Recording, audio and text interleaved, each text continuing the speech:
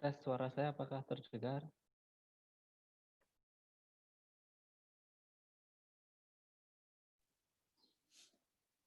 Tes 1 2. Tes. Tes.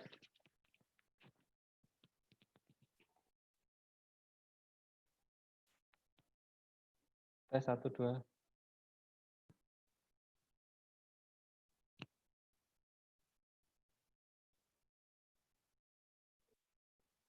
Tes suara saya apakah terdengar? Terdengar, Pak. Oke. Very well.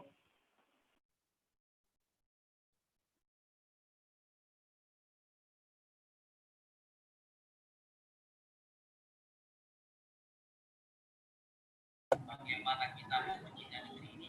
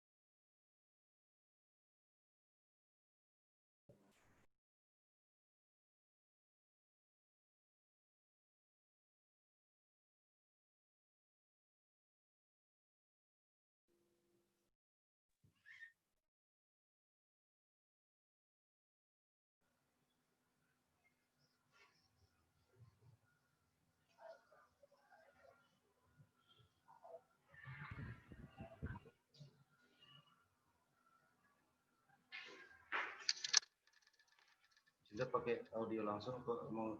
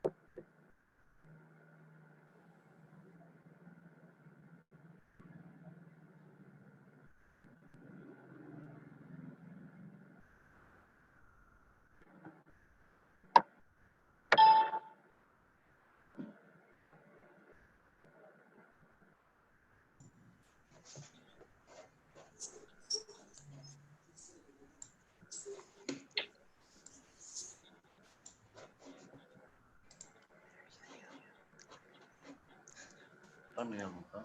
Nanti kan. Oke.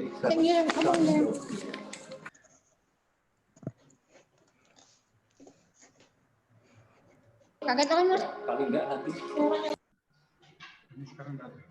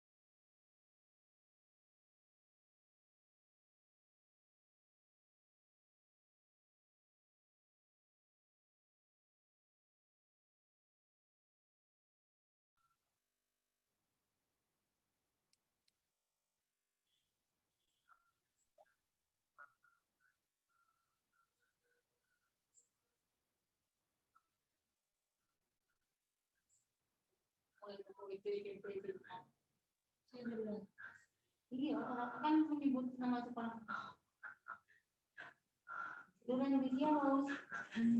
Mau ibu ngabuan Sunda ini. Di Jakarta Kuningan. Saya belum bisa kan?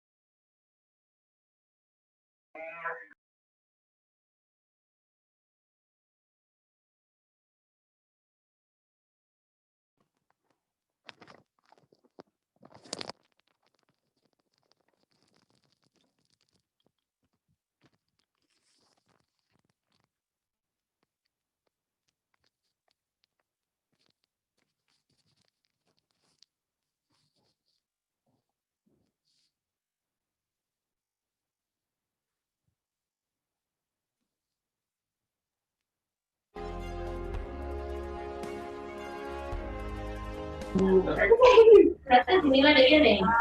Iya, Pak.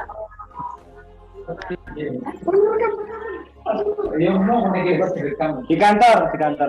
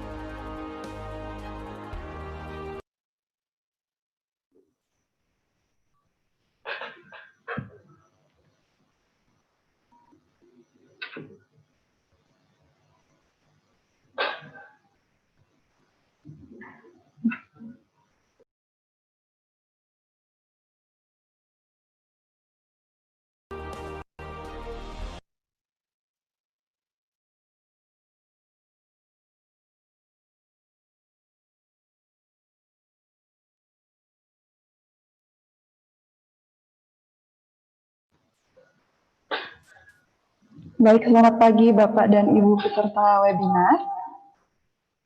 Sebelum acara ini dimulai, kami perlu membacakan peraturan webinar pada pagi hari ini sambil menunggu peserta lain yang akan memasuki room. Yang pertama, peraturan yang pertama adalah 1, peserta Zoom wajib mengaktifkan mode mute saat acara berlangsung. Jadi mohon untuk Bapak Ibu untuk bisa memute mic-nya masing-masing ketika acara berlangsung. Kemudian nanti untuk yang kedua, sesi tanya jawab hanya dilakukan via chat Zoom saja. Yang ketiga, nanti peserta wajib mengganti nama Zoom dengan format nama tanpa gelar atau lembaga. Jadi mohon yang belum mengganti namanya dengan format yang sudah sesuai aturan ini, mohon segera mengganti. Kemudian yang keempat, nanti moderator akan memilih pertanyaan yang ada di kolom chat. Jadi nanti bagi yang ingin bertanya, bisa langsung menuliskan di kolom chat. Nanti yang akan dibacakan akan dipilih secara random oleh moderator.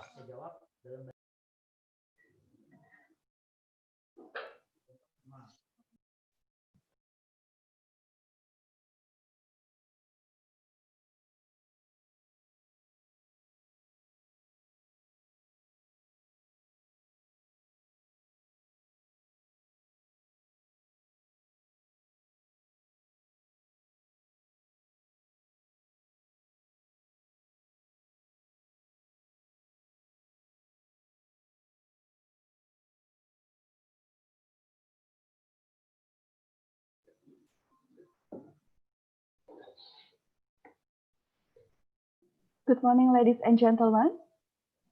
Assalamualaikum warahmatullahi wabarakatuh.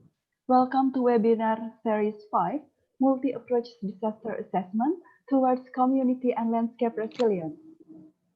Center for Disaster Mitigation and Environment, Institute of Research and Community Service, Universitas Negeri Malang. It is an honor to me to inform you that among us here, we have the Honorable Head of Institute of Research and Community Service, the Honorable Secretary of Institute of Research and Community Service, Universitas Negeri Malang, Bapak Dr. Ahmad Munjinasi, SPDM AG, the Honorable Chairman of Center for Disaster Mitigation and Environment, Universitas Negeri Malang, Bapak Ardianto Tanjung, SPDM PD, the Honorable all lecturers and all committee, and all beloved webinar participants. And we welcome to the Honorable all the great speakers of the day. We have Dr. Ani Lau from School of Earth and Environment Science, the University of Queensland, Samsul Bahri PhD from Center for Disaster Mitigation and Environment, Universitas Negeri Malang, Binaya Pasakala PhD from International Center for Integrated Mountain Development. First of all, Let me introduce myself. I'm Lantang. I'll be the master of ceremony for this event. For your information, today's event, followed by more than 300 participants across in Indonesia that come from many students and lecture, university, teacher from high school and professional.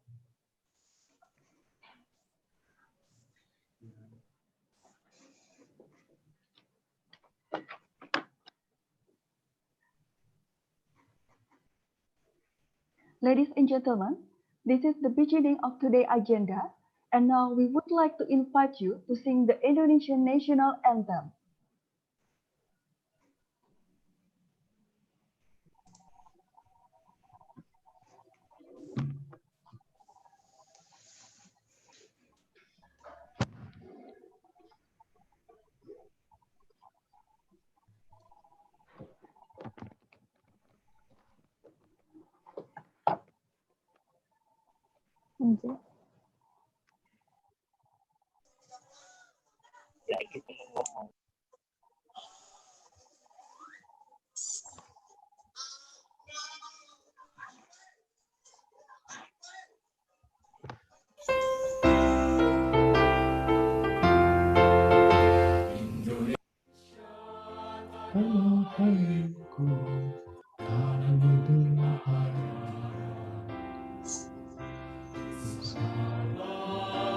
Aku berdiri.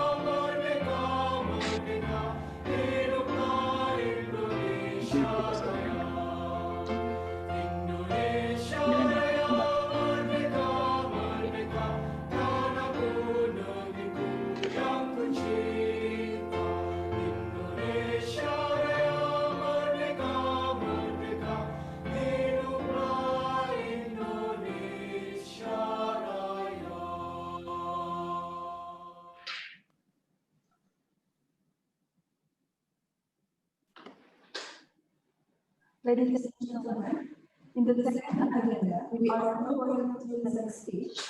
For the first speech, we would like to invite Dr. Ahmad Munjin Nasi, SPD MAG, the Secretary of Institute of Research and Community Service, Universitas Negeri Malang, to deliver the welcome speech as well as opening this event. For Dr. Ahmad Munjin Nasi, time is yours.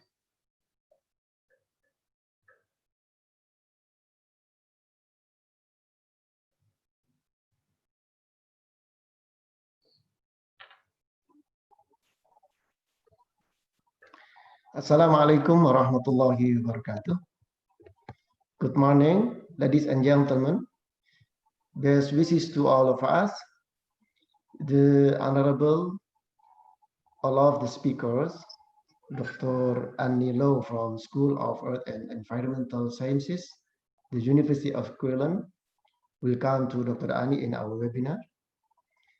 The second, Samsul Bahri, PhD from Center for Disaster Mitigation and Environment, Universitas Negeri Malang.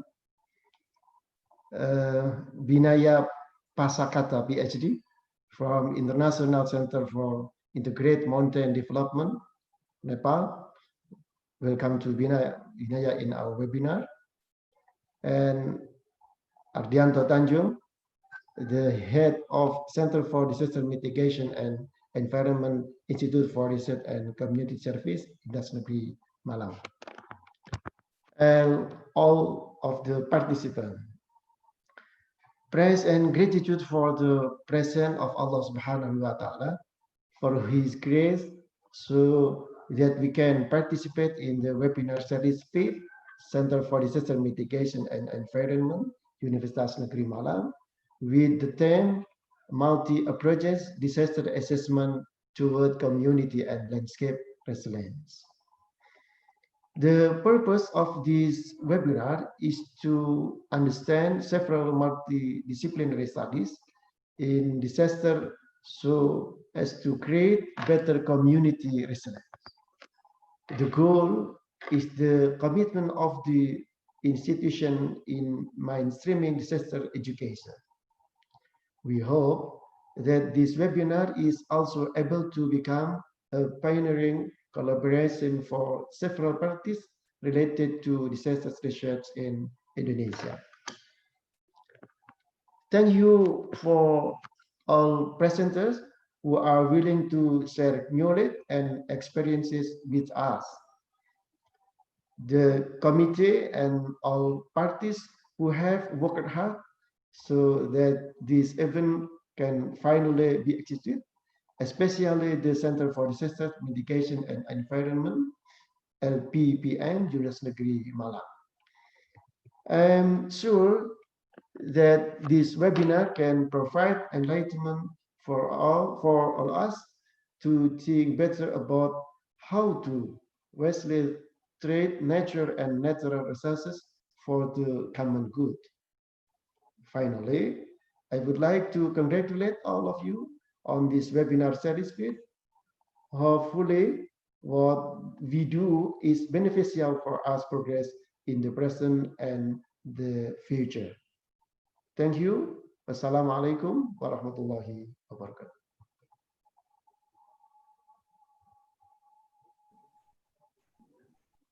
Thank you, Dr. Ahmad Munjin, Nasih SPDMAG, for the welcome speech and warm opening for this greatest event. And now, we are officially start the webinar. Please give a round of applause.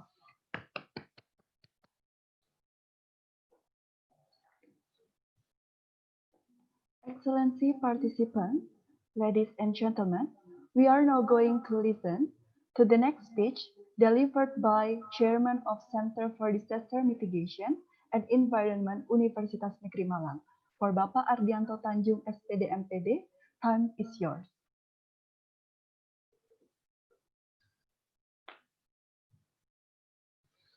Thank you, Bunai, the Master of Ceremony.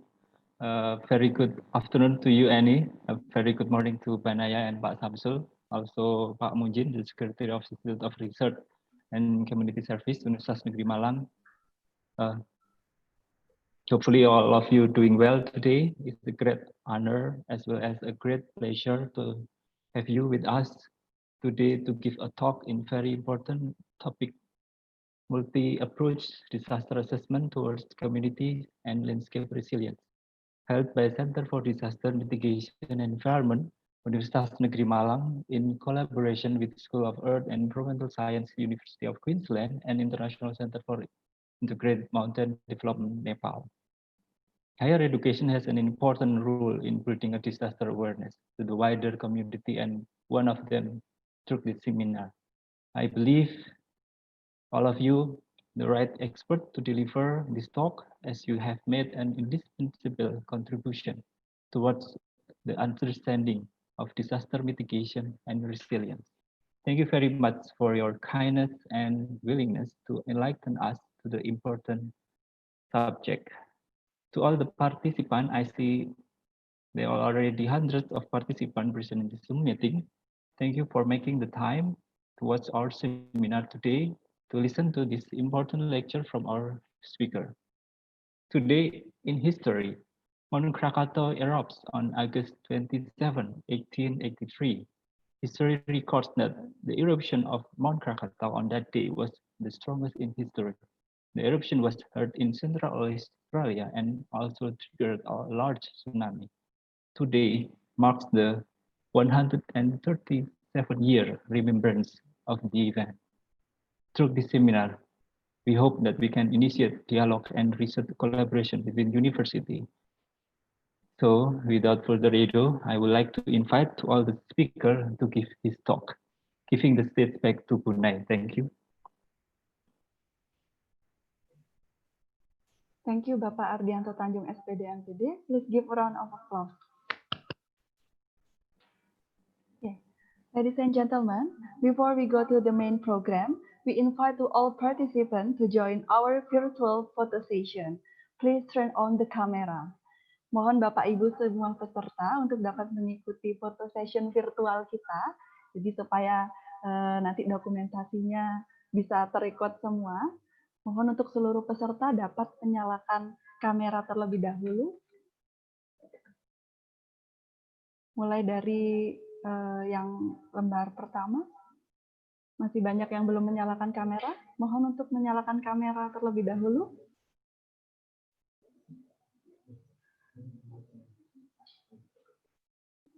Bagaimana panitia? Apa sudah siap untuk virtual photo session?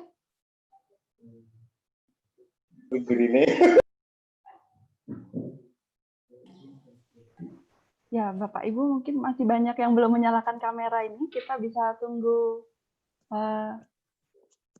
menit dulu ya. Mungkin bisa menyalakan kamera semuanya.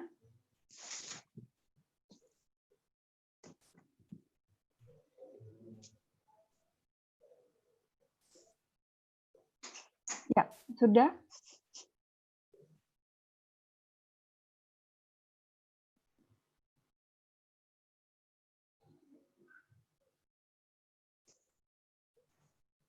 Masih banyak yang belum menyalakan kamera.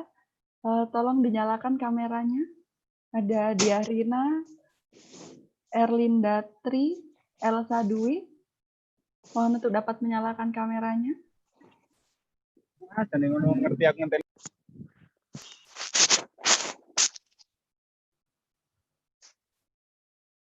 Kita mulai foto session untuk yang pertama, page 1. Sudah siap? Oke, boleh senyum dulu. Ya.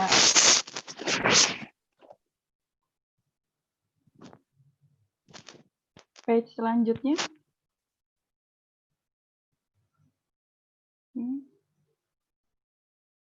Selanjutnya. Peserta kita hari ini yang sudah join ada 230. Sebenarnya yang sudah mendaftar ada lebih dari 300, cuman kuotanya memang hanya 300.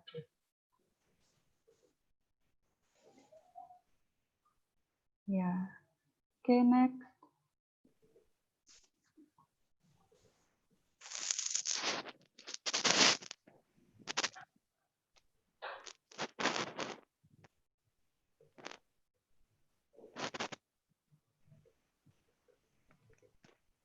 Baik, apa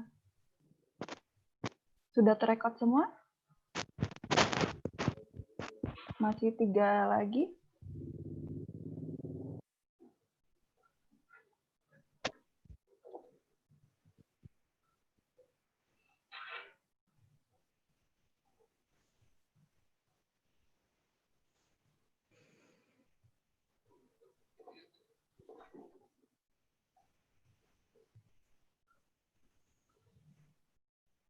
Ya, posenya boleh bebas, senyum yang penting.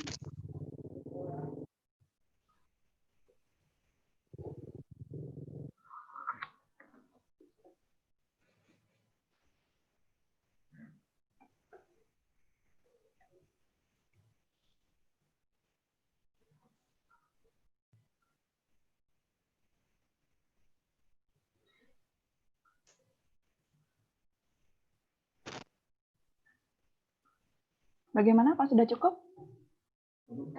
Sudah cukup. Baik. Baik, sudah cukup virtual session untuk foto sessionnya. Kami lanjutkan acara kembali. Honorable guests, ladies and gentlemen, now we come to our main program.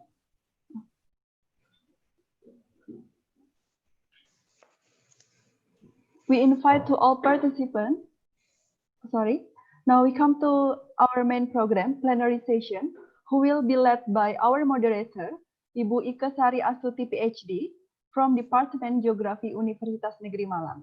Therefore, Ike Sari Astuti, PhD, time is yours. Okay, thank you.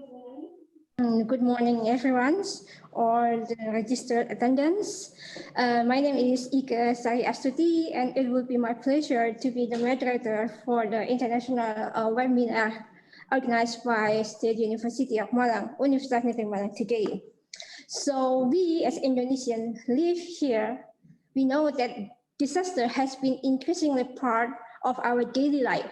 It is inevitable, unavoidable, I'm sorry. So thus, it requires us how to know how to deal the best with the disaster and how to adapt with the disaster. So for that, we need to know that a kind of a disaster assessment, and that one of the goals of the webinar is to broaden our knowledge in the disaster. So today, the agenda for the webinar is multi-approach disaster assessment towards community and landscape resilience. In this thing, we will have three presenters. One is from Dr. Annie Lau from School of Earth and Environmental Sciences, University of Queensland, Australia. And the second will be from Dr. Binaya Pasakala from International Center of Integrated Mountain Development, Nepal. And the last one, but not least, will be presented by Dr. Samsul Bahri, Samsul Bahri PhD from State University of Malang, Universitas Negeri Malang. But before that, I would like to check. Hello, Dr. Annie, are you with us? Yeah. Yes, are you calling me? Hello? Hello, Dr. Annie. Hello, yep. Can you hear me? Are you there? Yes, I am. Can you see me too? Yes, we can see you. Yeah, good. Thank you. I'm sorry, I don't think we can hear your voice. I can hear you. Yes, it's really clear. Can you hear Okay, me? nice. Yeah, okay. How are you? What time is it now in Brisbane? It's cold. Yeah, I'm wearing a cardigan. Wow. Sorry for bothering your lunchtime. Okay, nice. And now, Dr. Binaya Pasaka, are you with us? Yes, Dr. Iki. Okay, nice to have you with us now. And Samsul Bahri PhD, are you with us too? Yes. Yes, Ika. Halo, Pak Samsul. Yes, Ika. Speakernya memang sama dengan Pak. Yes, Ika. I'm with you.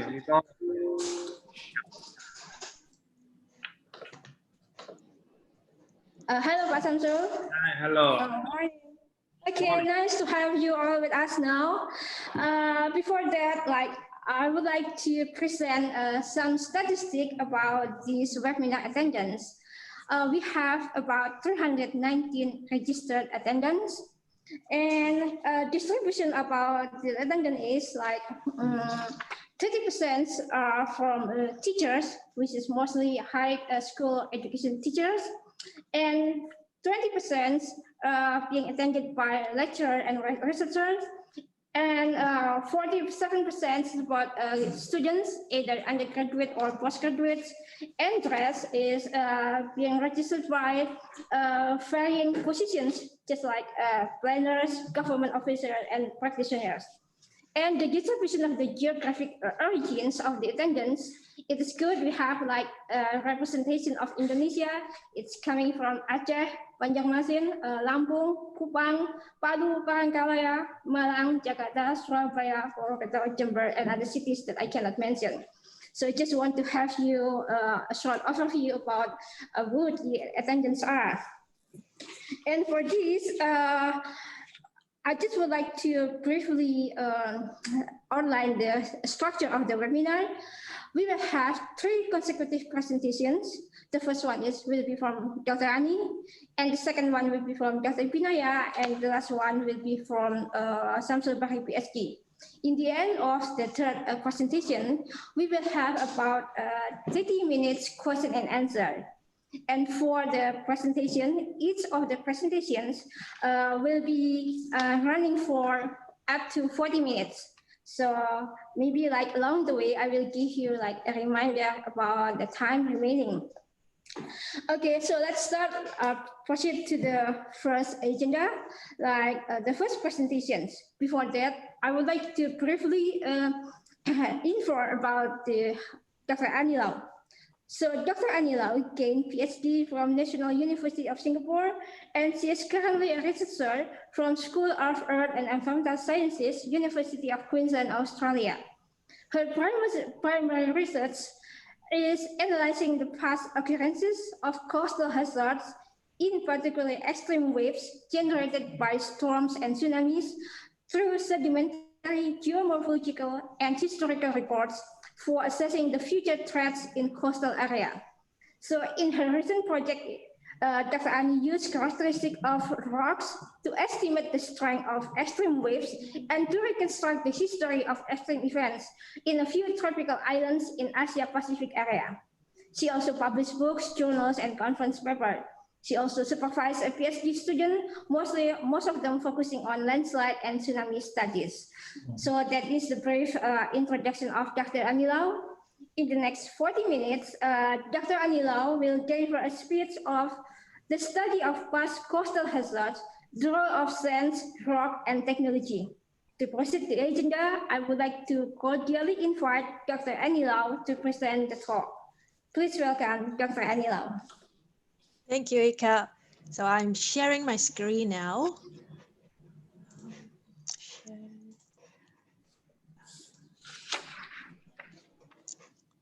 Can you see my slide? Yep, thank you. So thank you for the introduction. So I am Annie Lau from Brisbane, Australia. Hi to everyone. Thank you for the opportunity to talk to you. So I'm a geoscientist, and my research interest is in understanding extreme events and also how the coast change through time. The time scale that I look at is about thousands to 10,000 years. It seems very long when people are thinking about it, but for geoscientists, this is only the short part of the history. So anyway, I want to use this opportunity to tell you more about how geoscience or how geoscientists and science can contribute to disaster management, and how we should improve the communication between science and management to make the world a safer place to live. So I'll talk about some research methods that we use to understand past coastal hazards and how we can use those information to predict future events. Oh, here on the first slide, you can see myself. I was in Fiji in 2016, happily sitting on a rock that was created by the Cyclone Winston waves. So Cyclone Winston was a category 5 tropical cyclone. It created very high waves on the Pacific island of Fiji, and the energy was so powerful that it dragged up the whole big 7 meters rock onto the coast. So leave as an evidence of past extreme events. So I was very excited there with a local scientist. So you can see me sitting on a rock. So the type of research that I do is using rock and sand to understand past coastal hazards. And the importance of that is because people cannot really prepare for disasters that they did not know would happen. Here I would like to compare two cases in two places, the 2004 Indian Ocean tsunami and the 2010 Chile earthquake. This map shows the proportion of all people killed in tsunamis between 2001 and 2017. In this talk, I am using some examples from Indonesia, but I'm sure you know Indonesia a lot better than me. So please correct me if I get any information wrong or if I say anything inappropriate. So here I'm comparing these two events.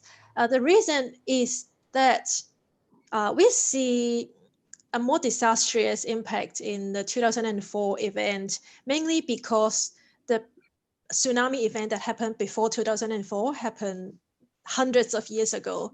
So people living there and scientists didn't have information of what would happen. So people were not very prepared, in a sense that there was no early warning system set up before this year for tsunami. So people could not get the information earlier.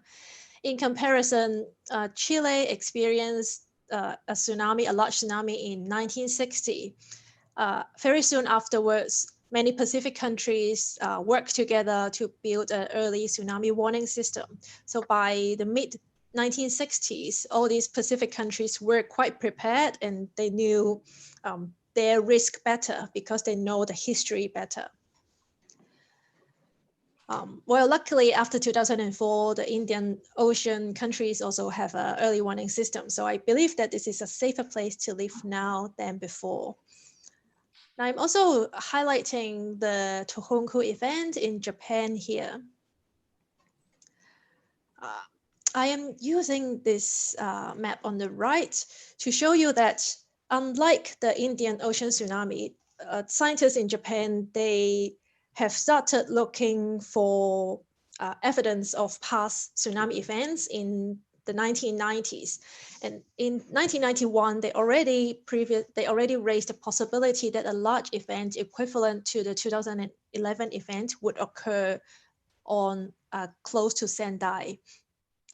A geologist got cores from the Sendai Plain, and they found tsunami deposits to up to 3 kilometers inland.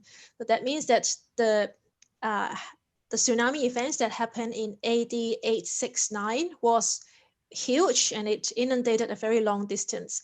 However, it seemed to me that this information was not communicated with the management very well, because the tsunami evacuation map only highlight a small strip of land that is highlighted in darker gray here.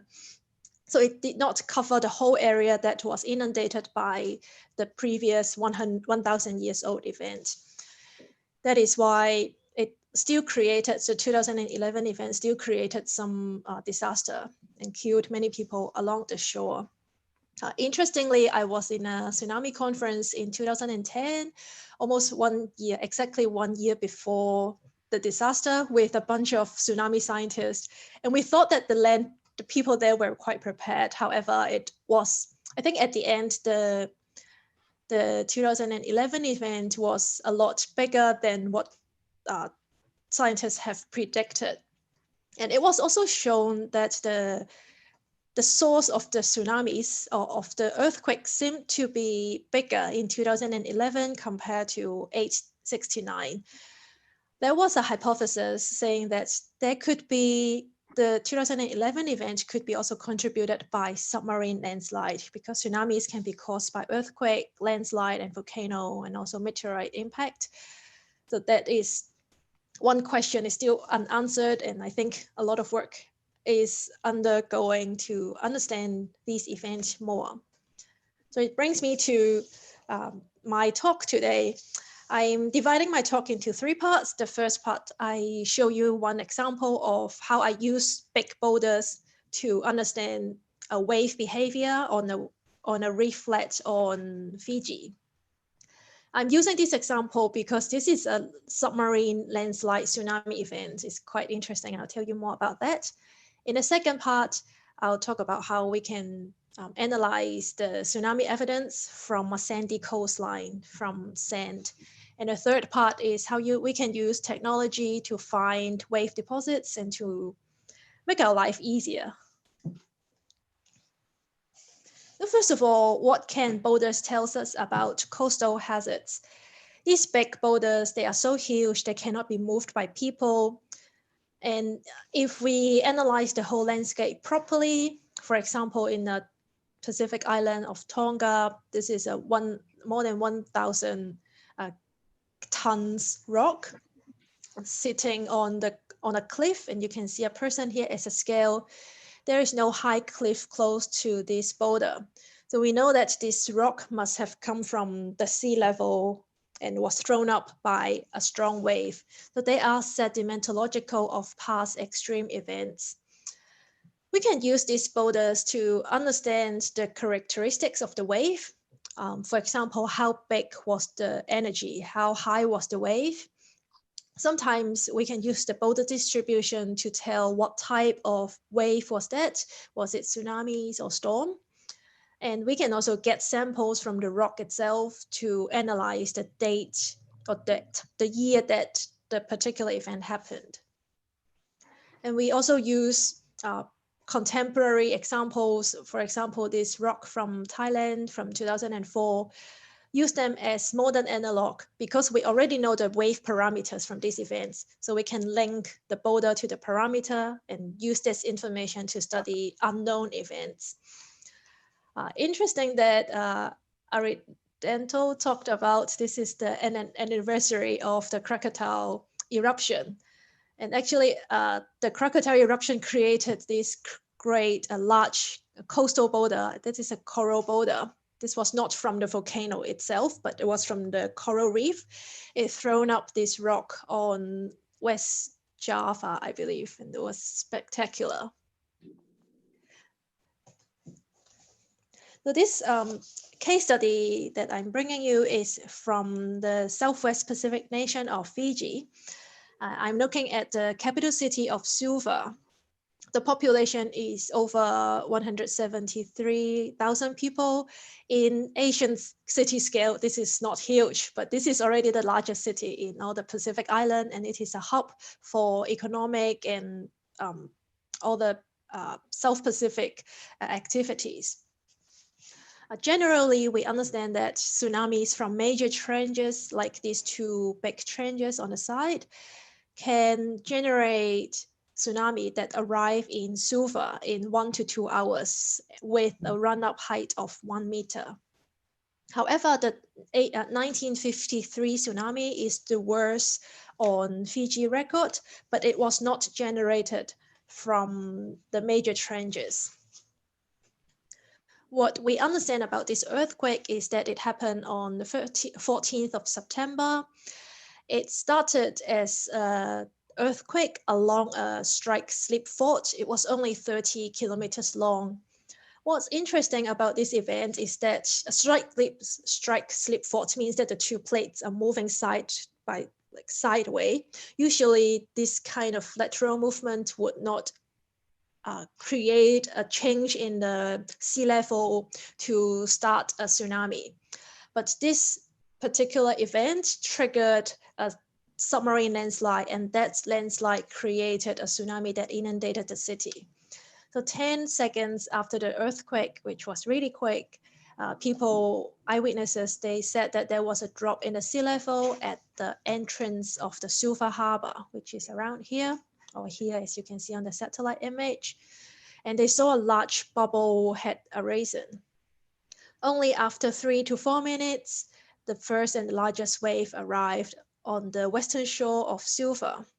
And the run-up height was 2 meters, inundation was 100 meters. A few people were drowned and some were killed in an earthquake. The geomorphic consequence of this earthquake was that some big boulders were created on the reef flat.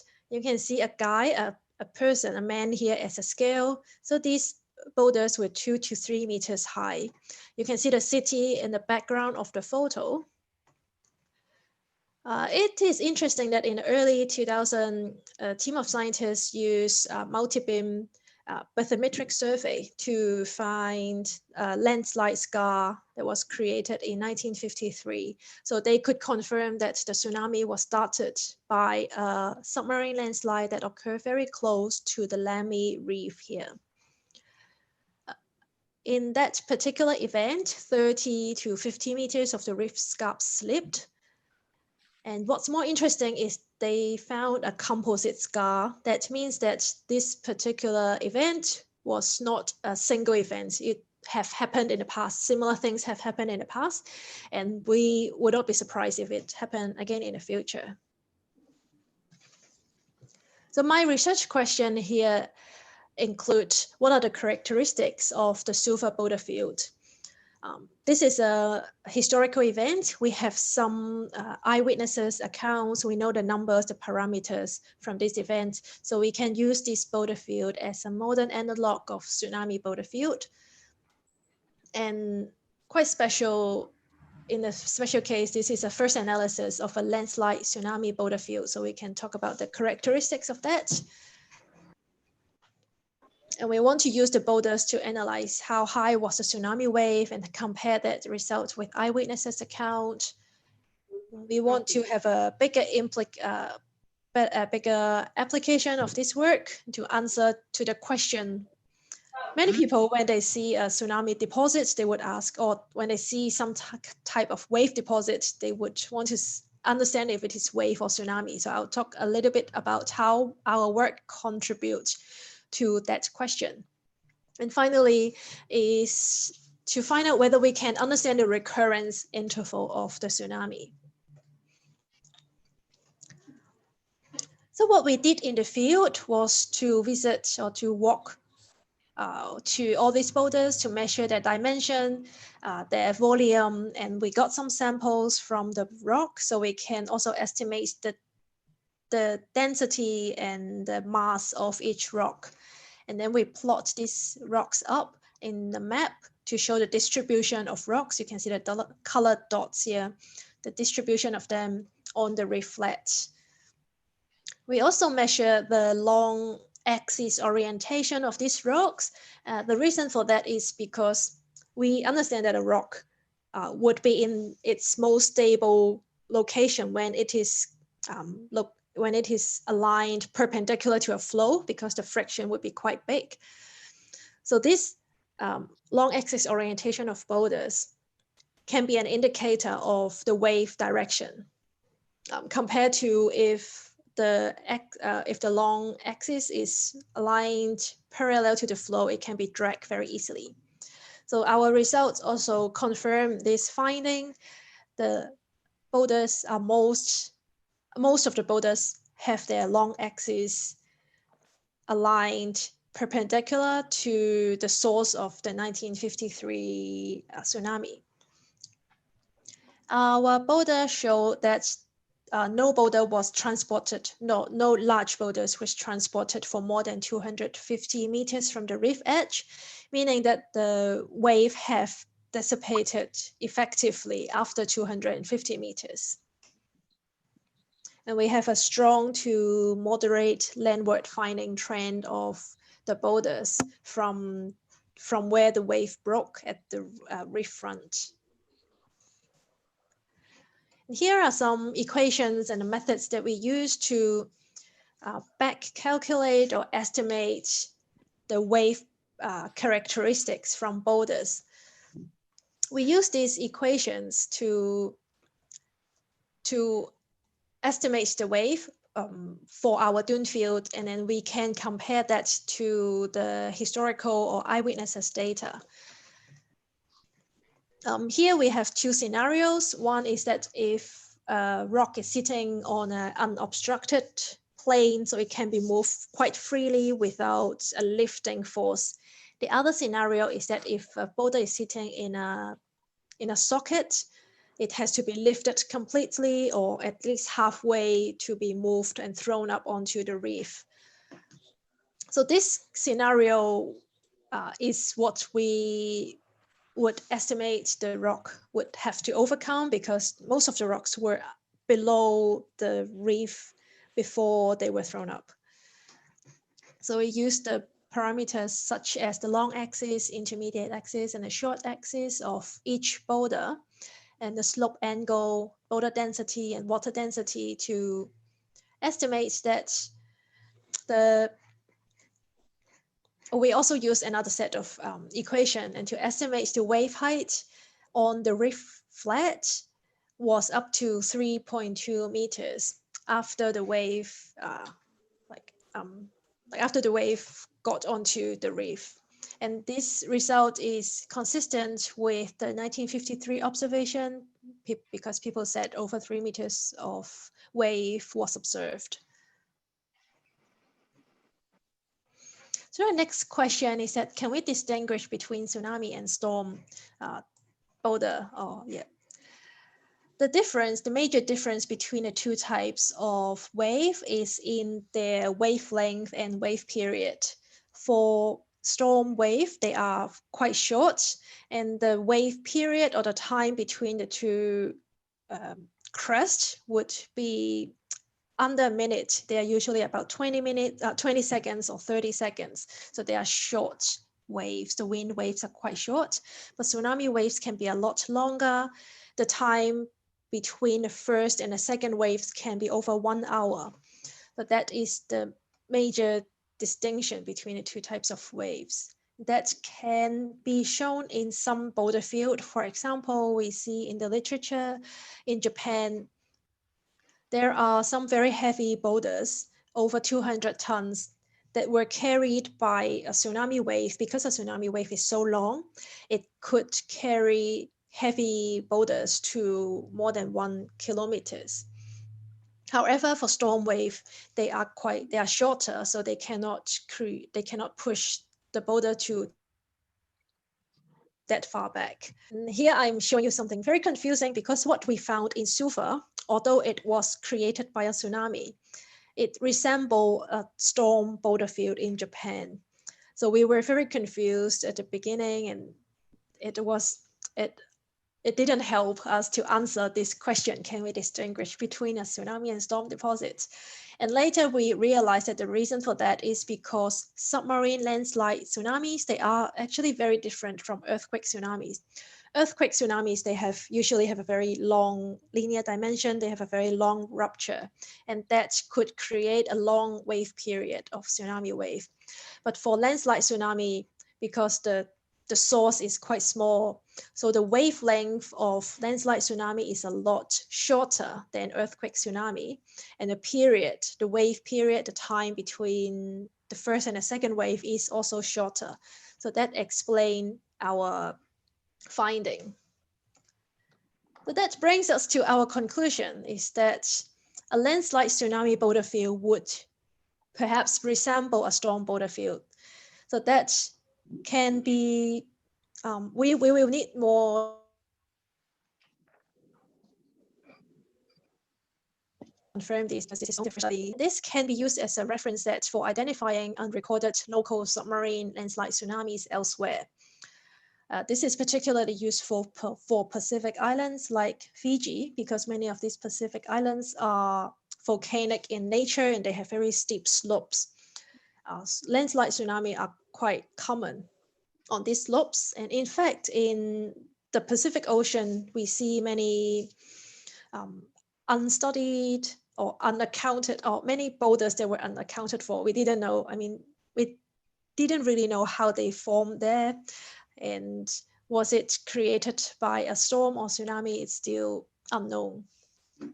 And the risk that this event highlight is that a deadly tsunami can be created by a moderate earthquake. Usually we only think that a large earthquake can create a tsunami, but in this case, it was a multi-hazard event.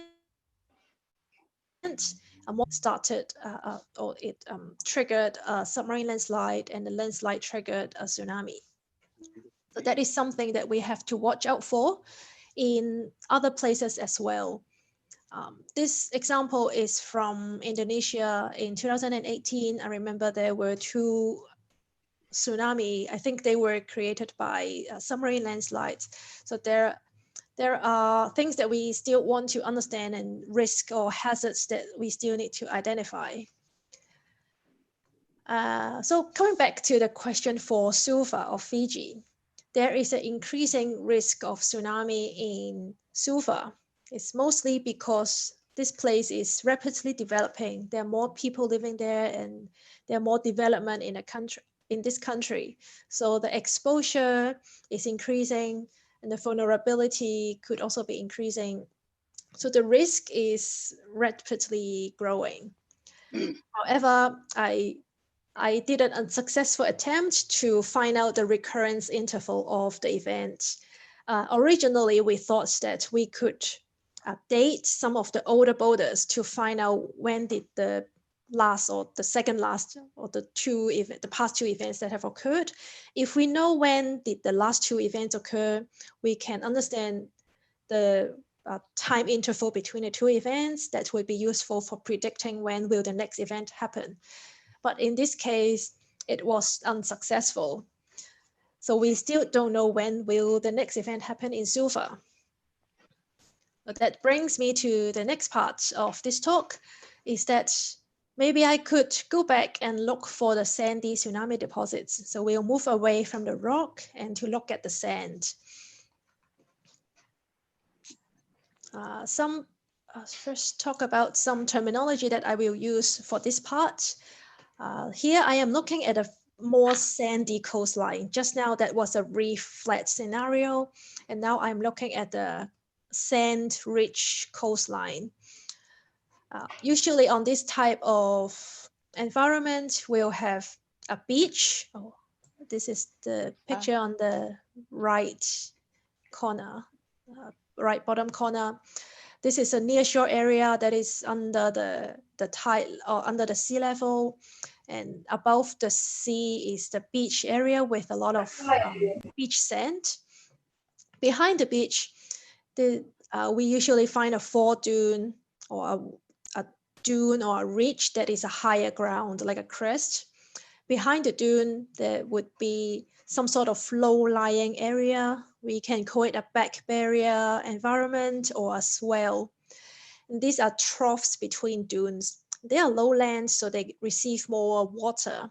With more water, more vegetation can grow, and the soil development would be would be better and thicker in this swell. So it is the difference between a dune or a ridge and a swell that can help us to identify tsunami and storm deposits in a back barrier environment. Okay. There are two types of storm and tsunami deposits that are common in a sandy coastline. The first is washover deposits. These usually occur when the ridge or when the dune is not high enough to stop the wave event from breaking the dune. So if the dune is not high and or the wave is a lot higher, it can damage the whole dune or damage part of the dune to create a bridge. As the water brings the near shore and beach sand to the back barrier, this area is low-lying and the water can go out and the water velocity would drop. So the sand can be deposited on top of the soil in the swell or in the back barrier area. So this is a washover fan or a sand sheet that we can find as an evidence of storm and tsunami deposits. This one is an example from West Aceh. After the tsunami, there are also breaches that happen on the beach ridge plain. These type of deposits are good for radiocarbon dating. So if we can find a previous event from an unknown paleo event, we can get roots from those layers to date when did that event happen.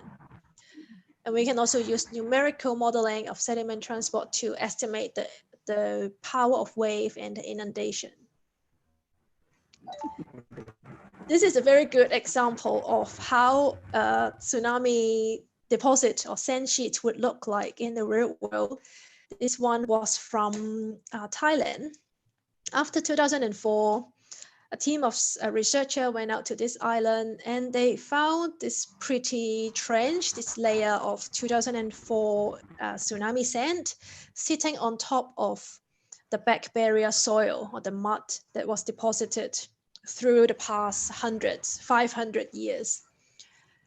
What's more spectacular is that they found another layer of tsunami sand of similar thickness sitting below the soil.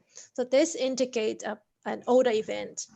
And using the date of the material in these layers, they conclude that the previous event happened 500 years ago.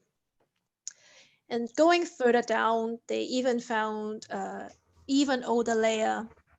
So the Indian Ocean tsunami or something similar to that have happened at least 3 times in the past of years. Using these sediments, we can analyze for the microfossil content in that layer, we can see more terrestrial diatoms or microfossils. And in the tsunami layer, there are a lot of ocean creatures, those marine species in that. So they are very good indicator of coastal inundation. The second type of geological evidence of storm or tsunami that we can find are these erosional scalps. So this happen when the dune behind the beach is higher or stronger, or when the water height or the wave was not high enough to completely breach the dune.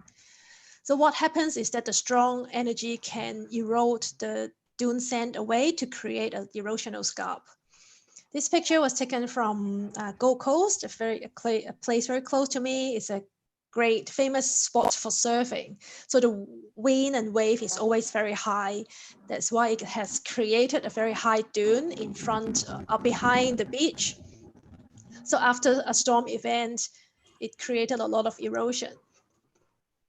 The picture on the right shows that after a 2007 storm, I think this is from either New Zealand or Australia, from another beach, not on Gold Coast.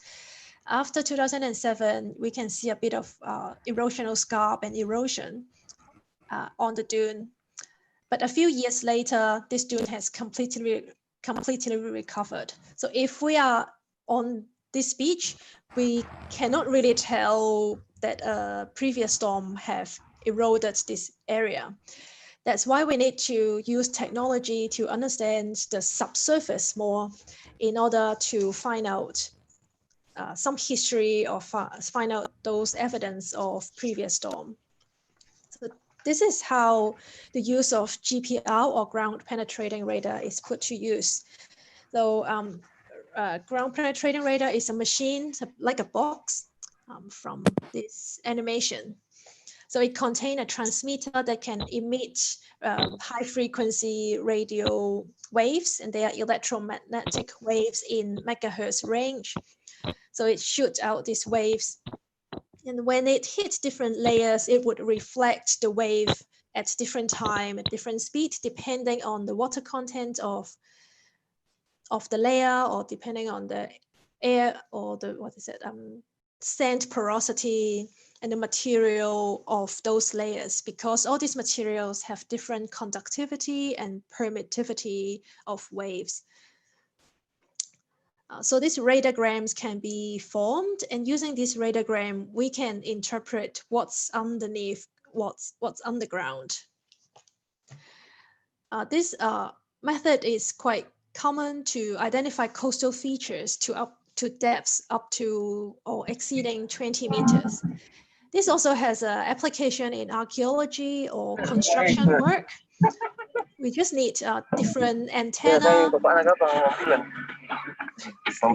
you have a question? Someone is talking.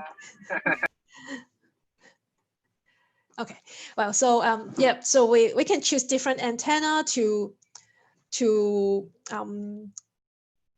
check like how deep do we want to see, and at what resolution do we want to analyze. This radargram shows a very clear picture of a coastal sequence. So at this place, we can see a seaward migration of the beach. In the past, at this location, it was covered by water, it was submerged. So we can see this sloped, angled layer strata that is a bit inclined, that this represent a near shore stratigraphy. On top of that, there are flat horizontal beach layers, and on the top layer, they are dune sands, quite structureless and contain more air. So we can see that this radargram is a non-invasive way to image the underground. Instead of having to dig a trench or to do a lot of manpower work, very heavy lifting work, we can just drag it along and take a core to correlate the stratigraphy to the radargram. They are cheap, effective, quite high resolution way to understand the subsurface. Putting that into use in storm, when the erosional scalp is formed, this wave would be strong enough to carry away, especially it would carry away the lighter sediment and the finer sediment first, because they can be eroded more easily. So after the event, after the wave impact, it would leave behind those heavy material, heavy minerals, or coarser grains that are heavier, or a lot of shell. So as you can see in the image in the left, it's an image of how a beach looked like in India after the 2004 tsunami, and they are all very heavy minerals. So this type of evidence would be preserved even after the beach has recovered. So new sand can deposit on top of this heavy mineral, but this layer of black sediment would still be underneath, buried underground. So if we can push the GPL machine along a transect, we may be able to see these very clear lines underneath. So this can be the evidence of past events. Sand sheet is another type of tsunami deposits. It is not as a clear evidence, or it is like for GPL, this is a bit more difficult and more challenging because it is quite difficult to see sand sheets underground. Yep. I would like to remind you that we only have 5 minutes remaining. Okay. Yeah. Okay. Thank you. Yeah. So I'll keep this short because this is not the. I think this is not the best use of GPL, but this is still in a early development stage. This can be useful to map a 3D picture of the deposits to show the inundation limit of sand. So this can still be useful, but it has to be used with a lot of cores and to validate the data. So this is still effective, cost effective, and yeah, still time efficient. And going forward, in the past 10 years, we have, like, not me, I mean, scientists have put into use, they have combined several high accuracy methods or technology and put them together to understand coastal evolution and to understand storm history a lot better. This example is combining the use of LiDAR, GPR and OSL. So LiDAR stands for Light Detection and Ranging Technique. Here we are using airborne LiDAR, so where we have a helicopter that fly above ground and shoots laser beam to the ground, measuring the reflectance of the ground, the trees, and all other structures.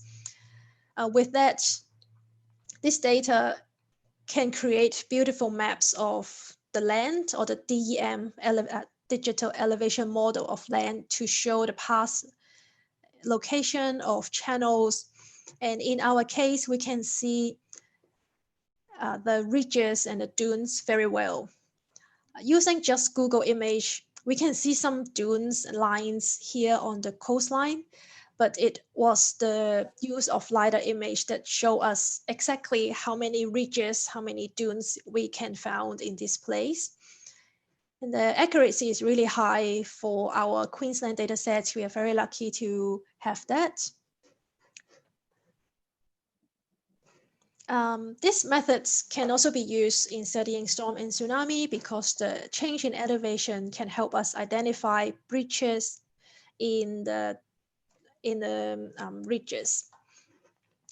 And for GPL data, it doesn't come with the topography. So we would need to incorporate the digital elevation model derived profile and match the GPL profile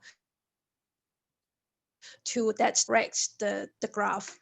And in this case, we can already see the location of the storm scalp and to identify the exact depth of that storm deposit.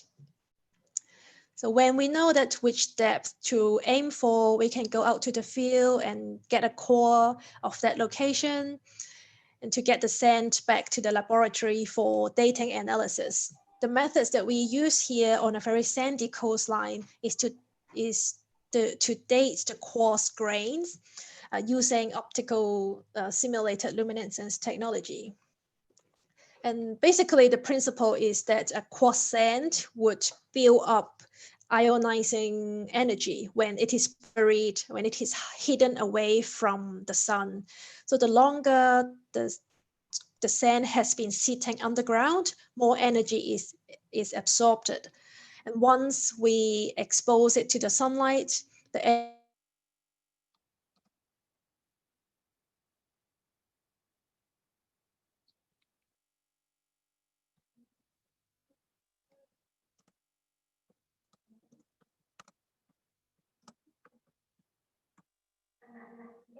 layer has been sitting underground, and we can know the timing of these storm events. So yeah, I will end very soon, just 2 more minutes. Yeah, so what we do here is that we have to go into a dark room with only red light so it doesn't damage our signal. Then we can combine these three to interpret the long-term history of storms. Okay, so this is another slide. I cannot go into detail. I'm saying how we can use remote sensing to map the subaerial boulders. And we can now use satellite image and terrestrial laser scanning, and also taking multiple pictures of the same field. So we can shorten the time that we have to spend in the field to map the boulders.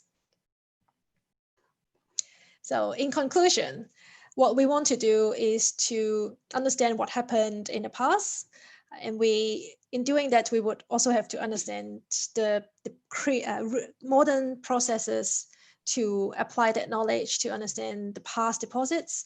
And using these information, we can incorporate that into planning to provide the information on inundation distance, wave height, and the recurrence interval. That information should be fed to the community, or not fed, but to communicate it well with the community and different stakeholders, and to help them prepare better for the worst case scenario of our future events. So that is all I have. Thank you very much for the opportunity. If you want more information, or if you want to read the papers that I have cited in this talk, please send me an email. Thank you.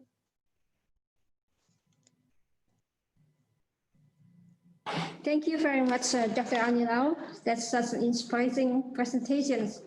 I never realized that a geomorphological feature can tell us about the magnitude and the nature of the disaster in the past. And that would be extremely useful if we want to know how careful we should be to the expected disaster in the future. So now we move to the next presentation. The presentation will be given by Dr. Binaya Pasakala from International Center for Integrated Mountain Development. Hello, Dr. Binaya, are you with us now?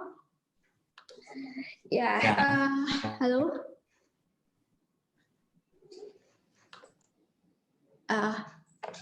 Hello, Dr. Binaya. Okay. Hello. Hello. Yeah, nice. You can hear you now. Yeah, sorry. Yeah, I just would like to inform the audience that Dr. Binaya will give a speech about the Cryosphere changes, cascading disaster and societies, a case study in Lantang Valley. So before that, I would like to introduce Dr. Binaya. Dr. Binaya is a researcher, a livelihood governance and institutional analyst at ICMOD, International Center for Integrated Mountain Development in Nepal. Dr. Binaya has more than 10-year experience, mainly in natural resource management and climate change studies in Himalayan region. Dr. Binaya gained his PhD from Kyoto University, Japan, and he's been carrying out research in bridging social and natural sciences for addressing societal concerns. So in the next 40 minutes, I would like to present Dr. Binaya for his talk. Thank you. Yeah. Thank you, Dr. Ika. So I was wondering if someone from there could put up the slides. Sure. Yeah. Yeah, we will try it. Okay. Yeah. Is that okay with that? Yes.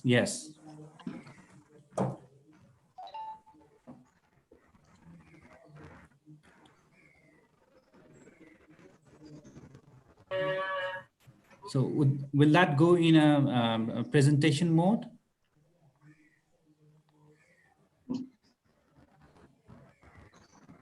Okay. Screen.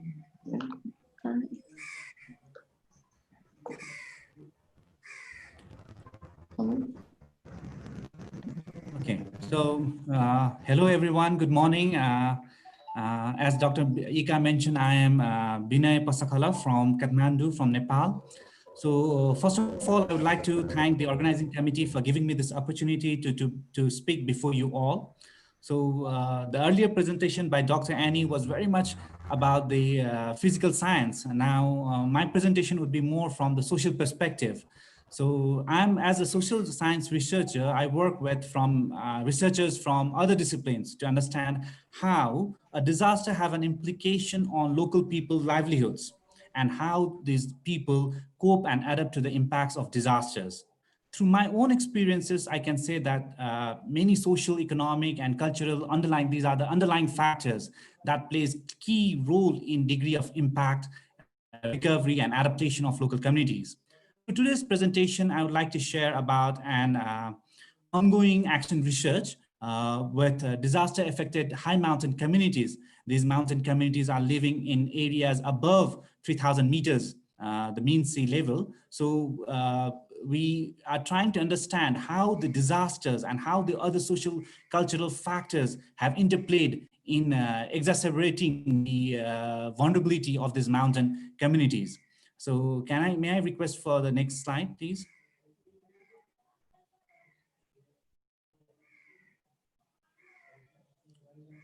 Sorry, next slide, please.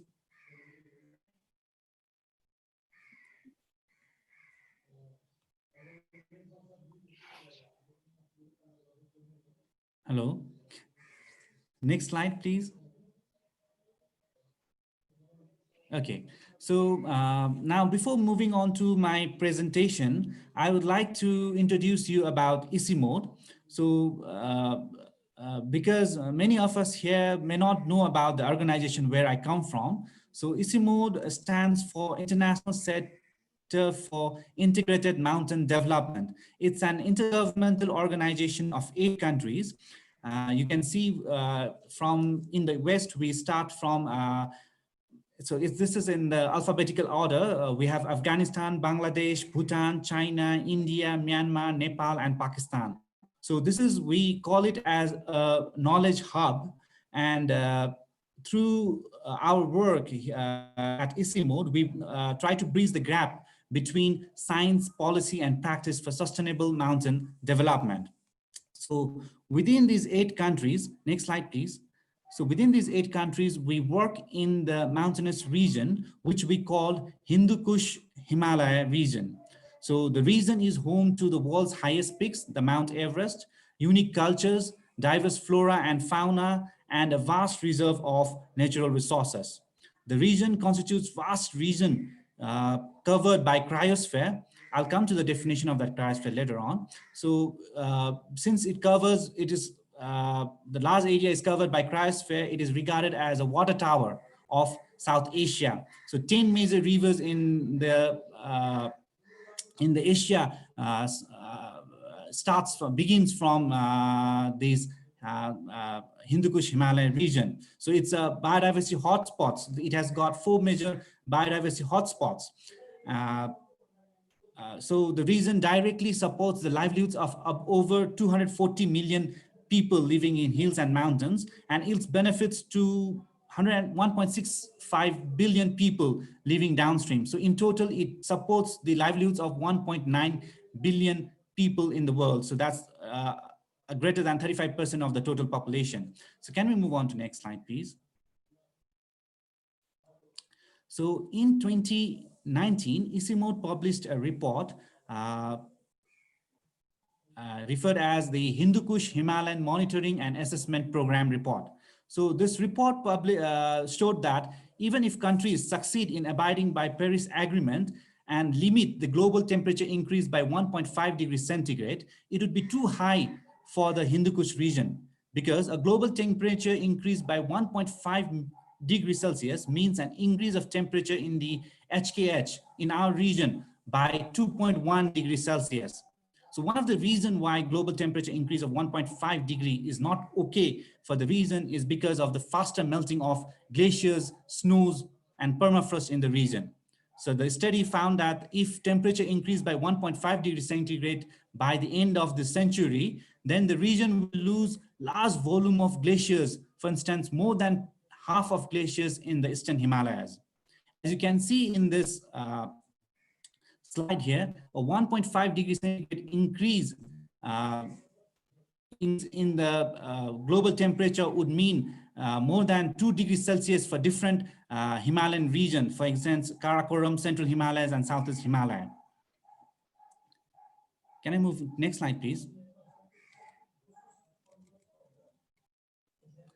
So cryosphere refers to the portion of Earth's surface which is covered by water in solid forms. So this solid forms could be ice, glaciers, snow, and permafrost. Now, cryosphere contribution, meaning the glacier and snow melt water, are vital for the functioning of the life and livelihood of people, particularly for the communities living in the high mountain areas.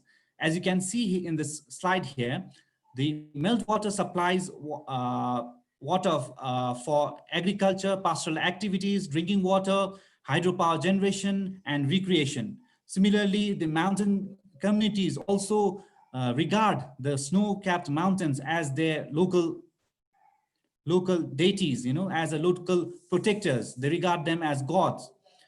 Now, what has happened is due to the increasing temperature, the cryosphere, the glaciers are melting faster. Now, that faster melting of cryosphere is triggering multiple hazards, for instance, flood, landslides, glacial lake outbursts, floods, and avalanches. These disasters cause huge loss of lives and damages to property and infrastructures. In the past, we have seen that the outburst of Bunigol in Pakistan and Chorabari Lake in India have resulted in deaths of thousands of people, and economic loss worth millions of US dollars. So the climate change is having enormous impact on the livelihoods of these people in the mountains in our region. Now, cascading disasters. So cascading disasters refers to a casual chain of secondary events. For instance, one disastrous event causing another, leading to serious consequences of significant magnitude. Example of flood. When a flood occurs and destroys houses, agricultural land, but when this flood damages to a storehouse where there is a toxic chemical, now the toxic material will be released into the river, and this will have not only impact on the local communities but also to the downstream communities. So this is the kind of cascading disasters. Similarly, in the Tohoku earthquake in 2011 also caused the earthquake caused the tsunami, and also that tsunami had badly hit the nuclear reactor. So that caused another nature of impacts. So you can see there is a leading one after the other disasters, leading consequence and leading to serious consequences. Now, in addition to climate change, the mountain communities are also facing multiple drivers of changes, multiple socioeconomic changes. Now, these socioeconomic changes have the impact on their livelihoods and lifestyles. So once these remote areas are gradually becoming more easily accessible because of the road development, telecommunications and markets are being developed, which do have positive impacts. Nevertheless, there are negative impacts as well. For instance, this infrastructure development happening without due consideration to environment are impacting, having an adverse effect on the fragile ecosystems. The cultures and traditions with long history are disappearing. Changing aspirations and outmigration of youths have led to many sociocultural problems. Next slide, please. So the objective of our study has been to assess the changes in the cryosphere system from the perspective of the local people. We want to understand how do they look into these cryosphere changes happening in their surroundings and analyze the socioeconomic situation and the cascading effects of the persistent changes on local livelihoods. in order to understand how can we develop a resilient mountain communities. Next slide, please.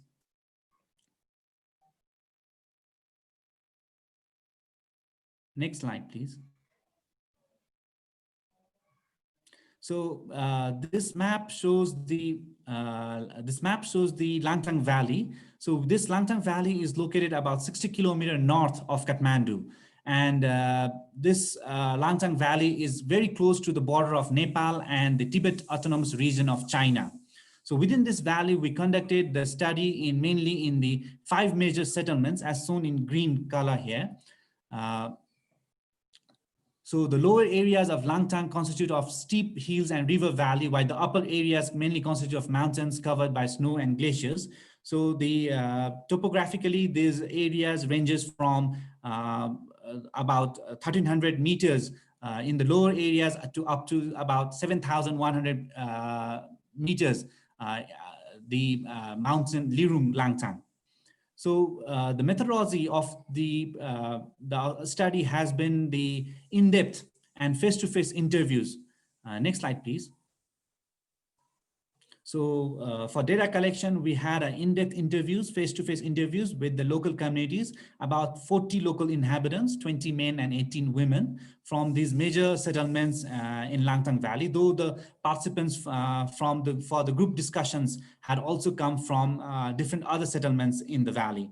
So we had these 5 group discussions with in each group discussion about 6 to 8 individuals, and the average age of our respondents was about 37 years. So during these interviews, we asked them about how do they perceive these climate changes, the impacts of climate change, the cryosphere changes, and we tried to get more information about the social, cultural changes that is happening in the local area. In addition to that, we also discussed with different government officials there in this area to know about the historical history of these areas and the development work that has been ongoing.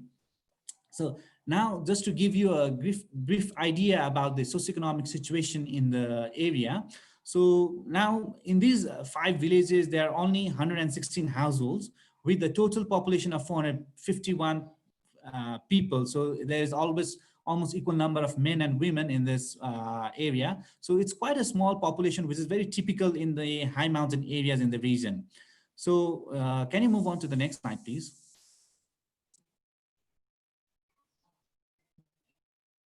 So the next slide shows the livelihood calendar of the people in the next, please. Shows the livelihood calendar of the people. So in different months, they are engaged in different activities. So the gist here is that the agriculture, animal husbandry, and tourism are the major livelihood sources of the local communities here in Lantang. So since we conducted our study in 2019, majority of the households were found to be engaged in tourism. For instance, out of 116 households, more than 100 households were offering different guest houses for the tourists. Next slide, please.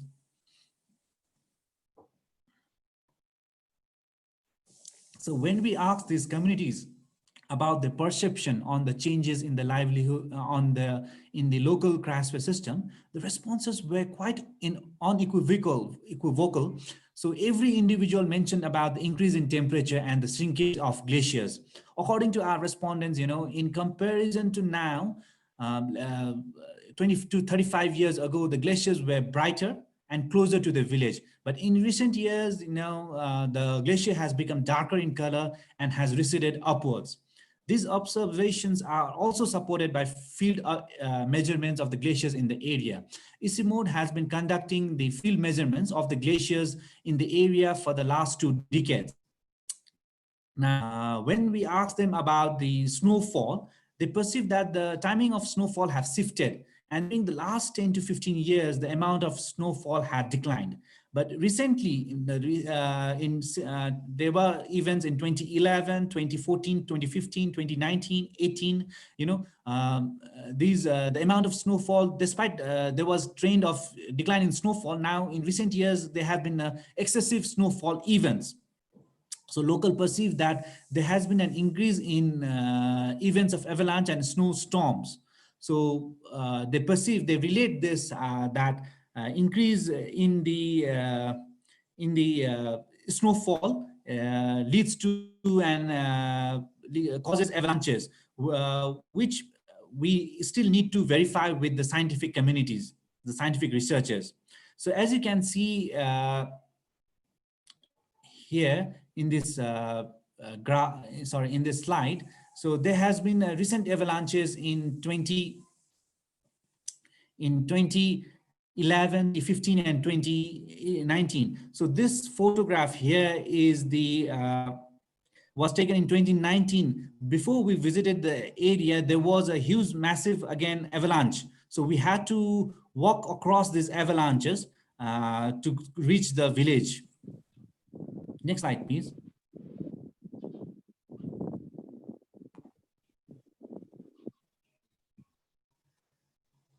Okay, so when we asked the communities about the perception on the local communities, they were very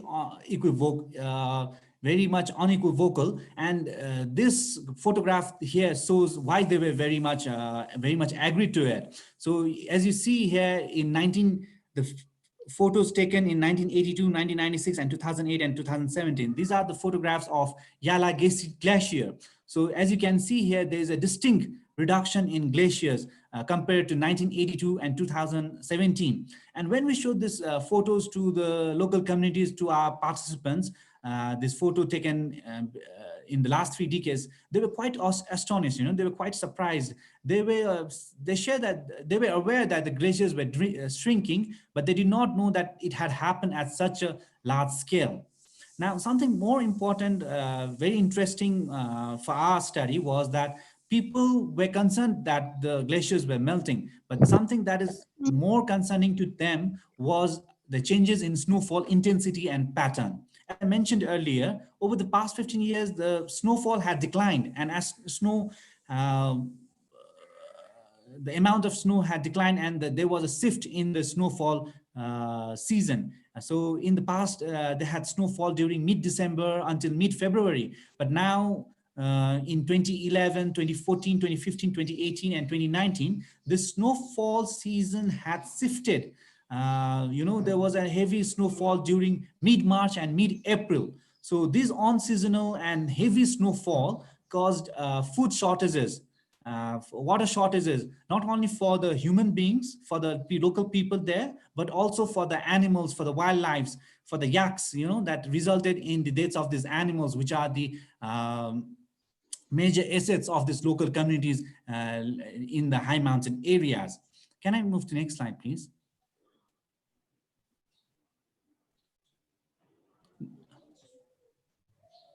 Next slide, please. So, yeah, I would like to see that Lantang village photo, please. So this is the photo of Lantang village before the earthquake. You can see the yaks grazing in the grazing here, and then the mountains, the white mountains there up. And these are the settlements, the Lantang settlement. So this is around 3,000 meters. The settlement is around 3,000 meters. Next slide, please. So Nepal is prone to earthquake, since it lies on the southern limits of Indian plate, which is colliding with Eurasian plate. So the experts had already warned that a big earthquake was due, could happen at a time, since it was due since 1934. Now, on April 25, 2015, there was an earthquake of 7.8 Richter scale, so which we call it as the Gorkha earthquake, because the epicenter was in the western Nepal, the place called Gorkha. So this earthquake had killed about 9,000 people from all over Kathmandu, Nepal. So in our study area, the impact of this 2015 earthquake was quite large. The earthquake had triggered, as you can see the flow here. So the earthquake had triggered an avalanche, which caused a wind blast. So due to the debris coming down from the mountains, when it landed on the floor, it caused a huge wind blast. So the respondents related, when we discuss this about with the communities, these respondents related this untimely snowfall with the occurrence of avalanche. So they believe that the untimely heavy snowfall in March 2015, which is very unusual, was responsible for the avalanche of 2015 earthquake. And when we check that with the scientific data, with the meteorological data and the digital elevation models, games, which also confirms that the accumulation of anomalous rainfall, snowfall between October 2014 and April 2015 had largely contributed to the avalanche in 2015. So when this earthquake shook the ground in April 2015, it triggered the soft snow to slide from the mountain peaks, and it get momentum and carried along rocks and other debris, creating a massive avalanche. As you can see here, if you compare that with the past photo, so now the avalanche has buried almost all the Lantang village. So the avalanche and the wind blast killed over 175 villages. So that's about 22% of the local population. So in addition to the local population, it also killed 27 guides, porters, and 40 tourists from 14 countries.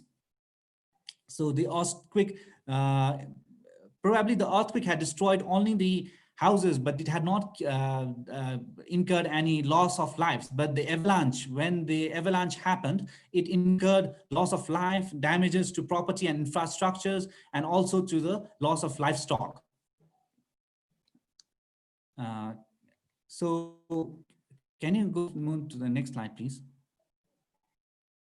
So when we visited this area in 2019, even after the 4 years after the earthquake, at the time of the study, most of the settlements in the area was still buried under the debris in the slide here. Now the old settlements under this thick red line has been buried under the avalanche, and now the villagers have shifted slightly, to the new place. There's dotted red lines. So next slide, please.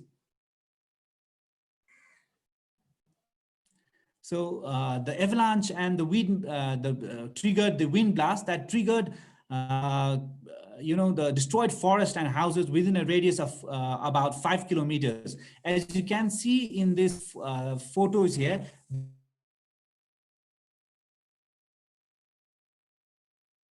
wind blast. So now this changes in the vegetation has an impact on the vegetation of the area and local microclimatic conditions of this area. So the debris from the avalanche also blocked the Lantang River for a couple of days, arousing fears among the local survivors that the blockage due to the blockage of the Lantang River. And since the settlements were located inside a national park, so inside the national settlements are located, so the locals could not purchase new areas for private use, So the survivors whose land and houses were buried under the debris, they had to build new houses on the cultivable land, so thus replacing cropland with buildings. So this also pushed the communities to shift from agriculture to alternative livelihood options. So as you can see in this slide here, now all these impacts had a sequence of cascading effects. Now the loss of life could cause a loss of labor and knowledge. Damages to property and infrastructures had an impact on lack of resources. So, and also the loss of livestock and land led to the shift in livelihoods. So these disasters had immense impacts on traditional livelihoods, culture, and local knowledge of the communities, which has collectively changed the way of their living. The deaths of these people, with the skills regarding religious rituals, herding, carpentry, this all traditional knowledge that these people had due to the deaths of these people, that to the loss of the knowledge as well, traditional knowledge as well. So now all the losses had lost at least one family members or a relative, with long-term psychological impacts on the survivors. Many, when we talk to the youngsters, they did not want to return back to the villages. They had moved to cities due to the psychological trauma they had of losing loved ones and those painful memories. They did not want to come back. And also after the disasters, the disasters has completely destroyed the major infrastructures like primary schools. So now local children were sent to the city areas. So you see there was a decline in the loss of the labor power. Labor for farming and animals rearing. Even they could not celebrate the social festivities. Now, due to this, they have got larger implications on their lifestyle. So before the disasters, even before the disasters, the communities were gradually shifting from their agro-pastoral livelihoods to tourism. But after the disasters, this shift has accelerated. If you had noted in the very first picture of Lantang village, then even then their houses, they had built the houses, concrete houses. That also shows an example how the local communities were gradually shifting from the traditional to modern livelihood options. But now, over the time, as tourism has evolved as a primary livelihood source for the local population, they have been abandoning the agricultural land, as you can see in this photo here. So these were in the past, these were the agricultural lands, but now they no more practice agriculture. They are very much focused only on tourism. As you can see also in this photographs, the lower photograph here. So tourism, what has tourism helped also is that the local communities could expand the social network, so through the tourism. And this has played a vital role during the recovery and rebuilding of the disasters.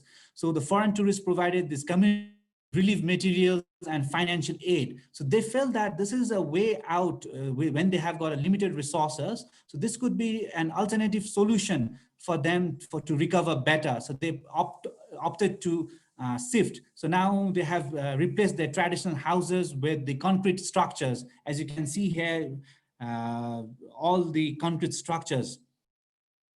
Next slide, please. Now, with prospering tourism, the other fact, the other thing that have also happened is that new means of transportation has emerged in the area. Still, the area is not accessible by road, but they have made trails. The road construction is ongoing. So in the meantime, they have made roads, the trails. So these mules have become an essential means for transporting goods of tourists, as well as the construction materials, as I showed, to build these concrete structures. Now, foreign tourists have supported many, the youths to outmigrate from the area to abroad for education and employment opportunities. These interactions with foreign tourists have also changed the aspirations of local youths. Now they want to outmigrate from the village and engage in alternative economic activities. Now, besides this, the other thing that has happened also because of the disaster, the 2015 earthquake, because of the 2015 earthquake, the major trade route between China and Nepal, the Jangmu-Kodari route in the east was closed. Now this has shifted from the east of Nepal to central Nepal, to Girong Raswa, which is closer to the study area. Now, this shift in the trading route also has attracted lots of local communities from Lantang to move to Girong for economic activities. So see, these geopolitical relations, the infrastructures development that is happening at a local and a macro scale has also provided the villagers with alternative livelihood options such as trading and non-farm businesses. Next slide, please. So with this shifts to tourism and abandoning of agriculture and livestock raising, the villagers now have to import food grains, vegetables, and other food products from outside of their from the downstream areas for their own consumption as well as for tourists. Since they are abandoning the agricultural land, now to feed themselves, they have to import. This shift has homogenized the local communities, increasing. Can you go back to the previous slide, please? So this shift, the shifting, previous slide, please.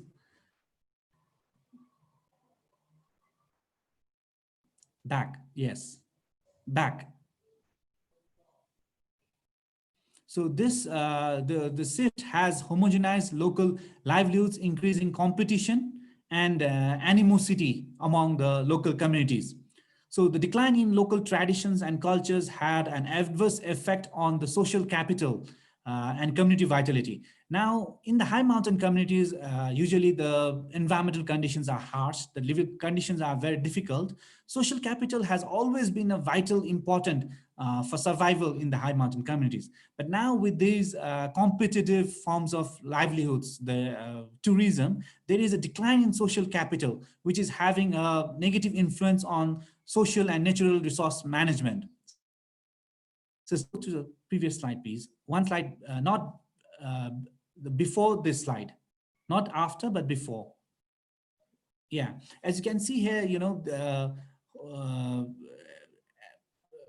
now the social capital, now people do not want to, have not been able to come together. You see the solid waste issue is an example there. So at present, there's no system. The communities which used to come together for festivities are no more coming together, even to manage a solid waste management system. So with the increase in number of tourists, there is also a problem of growing solid waste management problem. So when we went around, there were plastic bottles and whiskey bottles all over. They were piled up and they are being disposed in the Lantang River. Now, when we discussed this with the local communities, with the local leaders and with the government people, they were already concerned about the environmental problems.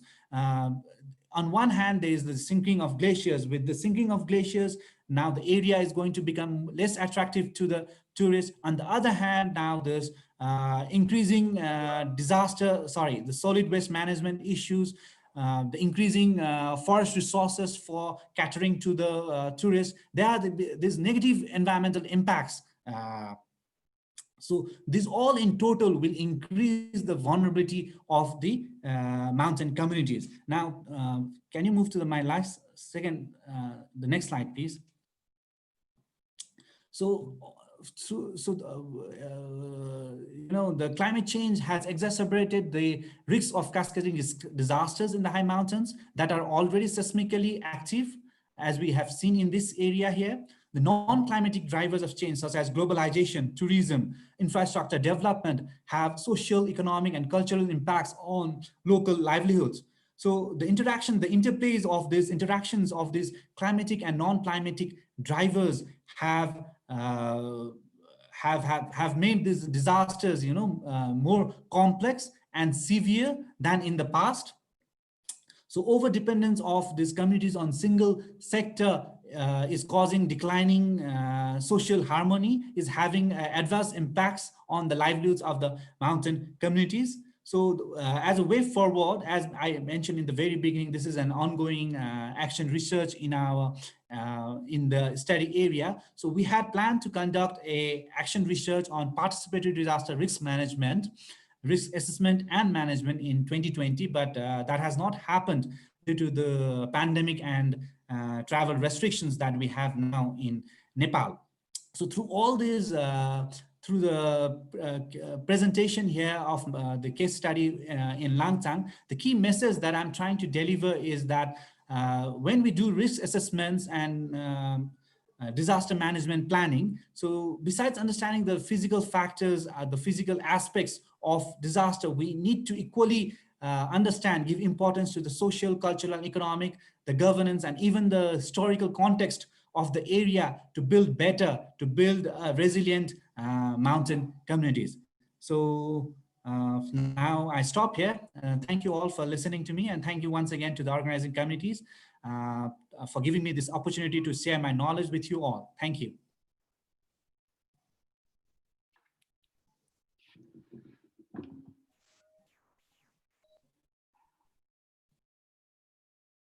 different perspective about the disaster assessment. So this study proved how that a disaster can give a multiple impacts to everyone. This kind of like an eye-opener for everyone, for the planners, for the researcher, and also for the community itself. Now we move to the last presentation. The talk will be given by Samsul Bahri, PhD. But before that, I would like to briefly introduce about Dr. Samsul Bahri. Mr. Samsul Bahri, PhD, is currently serving as the head of Geography Postgraduate Program in Universitas Negeri Malang. He obtained his PhD from Innsbruck University. He's been engaging in research focusing on land degradation assessment and been active in varying disaster mitigation forums. He's also the head of the International Collaboration Program from the Faculty of Social Science, Universitas Negeri Malang. Pak Samsul, you will have 40 minutes to deliver your speech. Now the opportunity is yours. I would like to tell that the presentation will be talk about geospatial technology for land degradation assessment. Please welcome Pak Samsul. Yeah, thank you very much, speaker. Is my slide there or no? Is it okay? Yeah, I guess so. Oh, okay. So thank you very much. Thank you for the great presentation from Dr. Ani and Dr. Binaya Pasakala. Maybe this is the first time for me to meet with Dr. Ani, so I greeting for you to my university, Universitas Negeri Malang. And for Dr. Binaya, I think this is a long time not to see you. We have last meeting, I think, in Kyoto University at 2010, and it's already past 10 years ago. So it is really good opportunity for us to have meetings in the conference directed by Universitas Negeri Malang. So today I would like to present my research titles, Geospatial Technology for Land Degradation Assessments. In this part, I would like to deliver the backgrounds of the situation of disasters conditions in the world and in Indonesia. Then what can we do to the geospatial technology?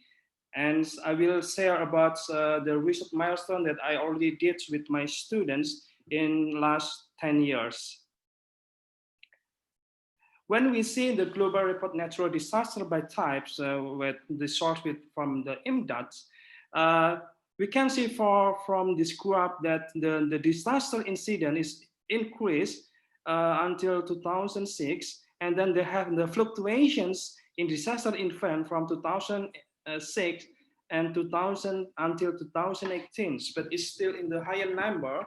And one of the highest numbers like flood and then mass movements and also the landslide disasters. And how about in Indonesia? When we see these graphs, we have a lot of type disaster. That's why sometimes people from outside Indonesia call that we are the disaster country. Yeah. And when we see the data, the landslide data is also dominates the type of the disaster that occurs in Indonesia. And if we see with the more specific data, with the critical land of the Indonesia, we have a lot of more critical land. So I think we should do something to stop this process. Then we become sustainable land for use for Indonesian peoples.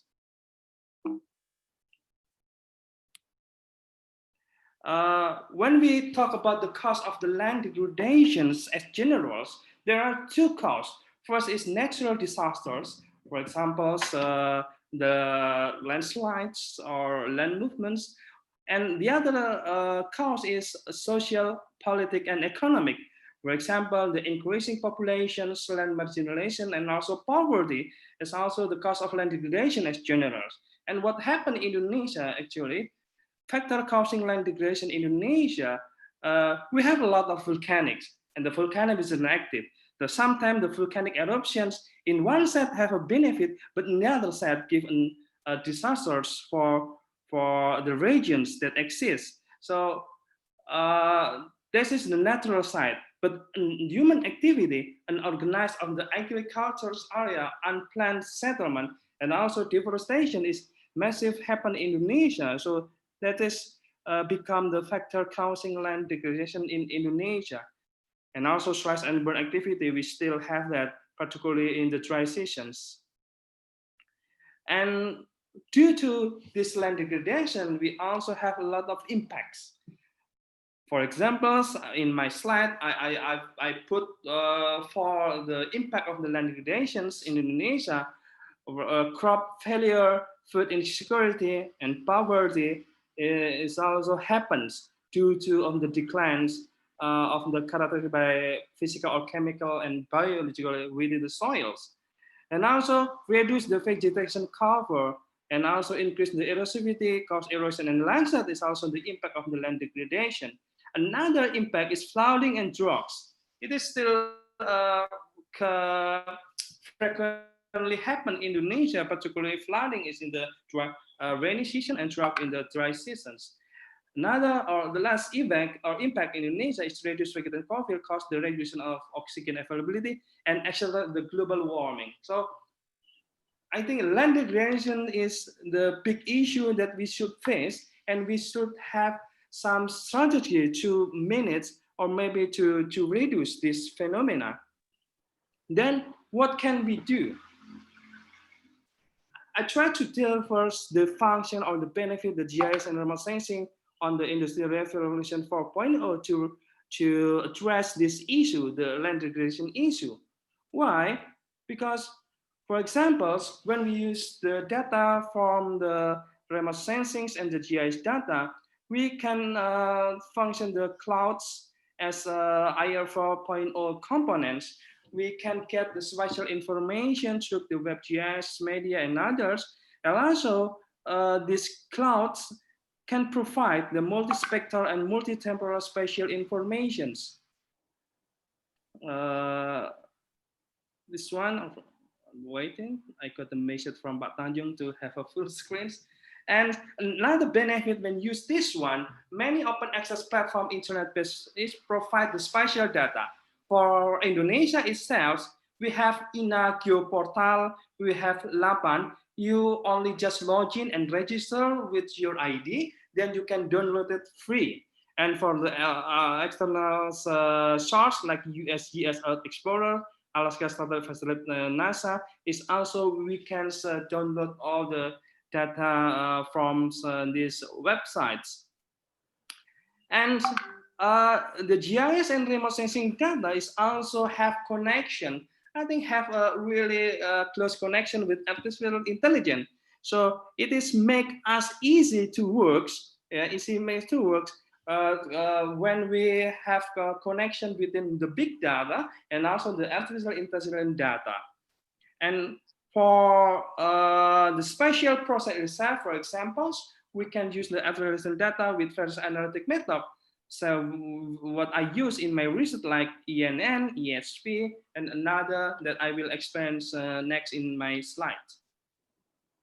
So when we talk about the IELTS on geospatial technologies, we can do some information publication and also participation mappings to with the central of the web GIS. So it is really help us to easy works with, for me as geographer, it's really helped me to work.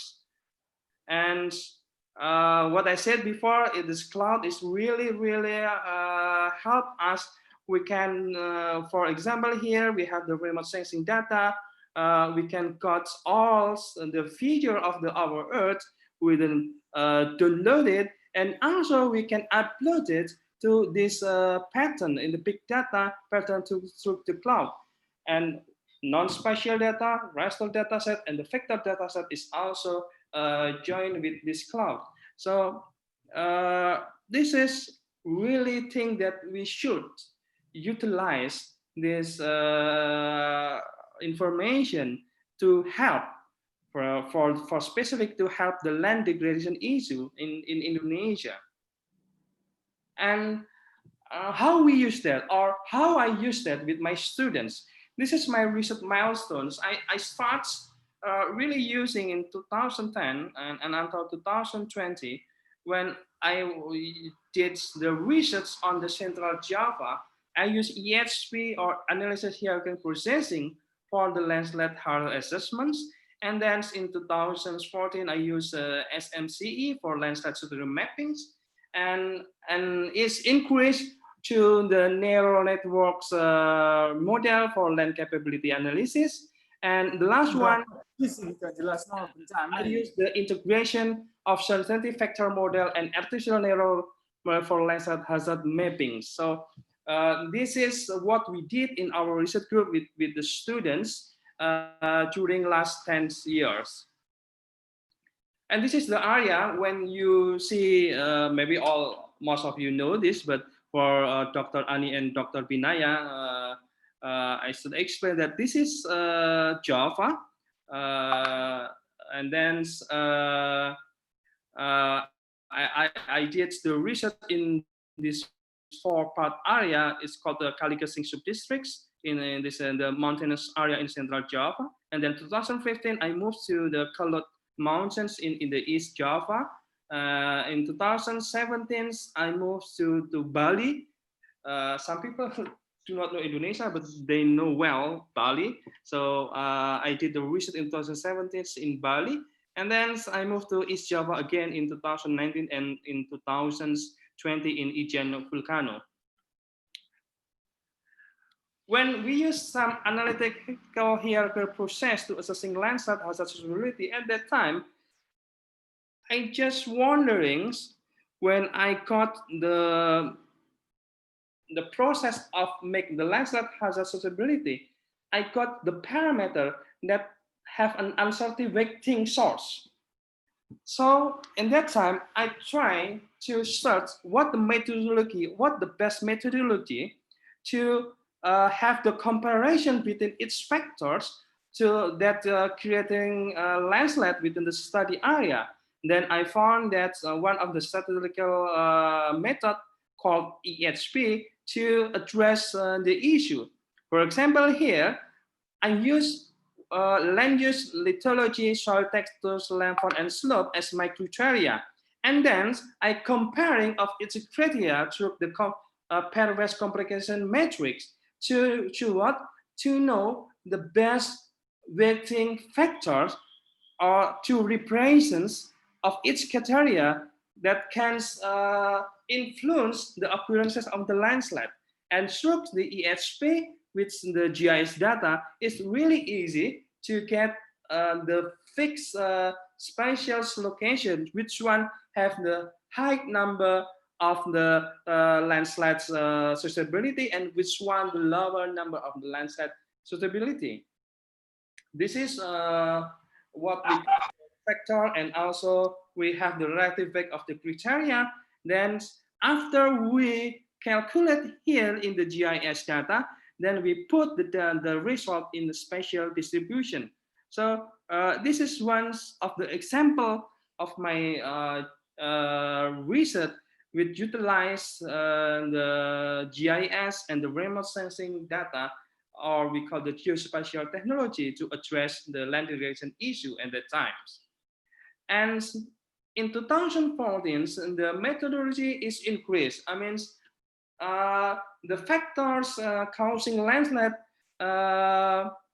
is more, not only the land use, not only the landform, but we need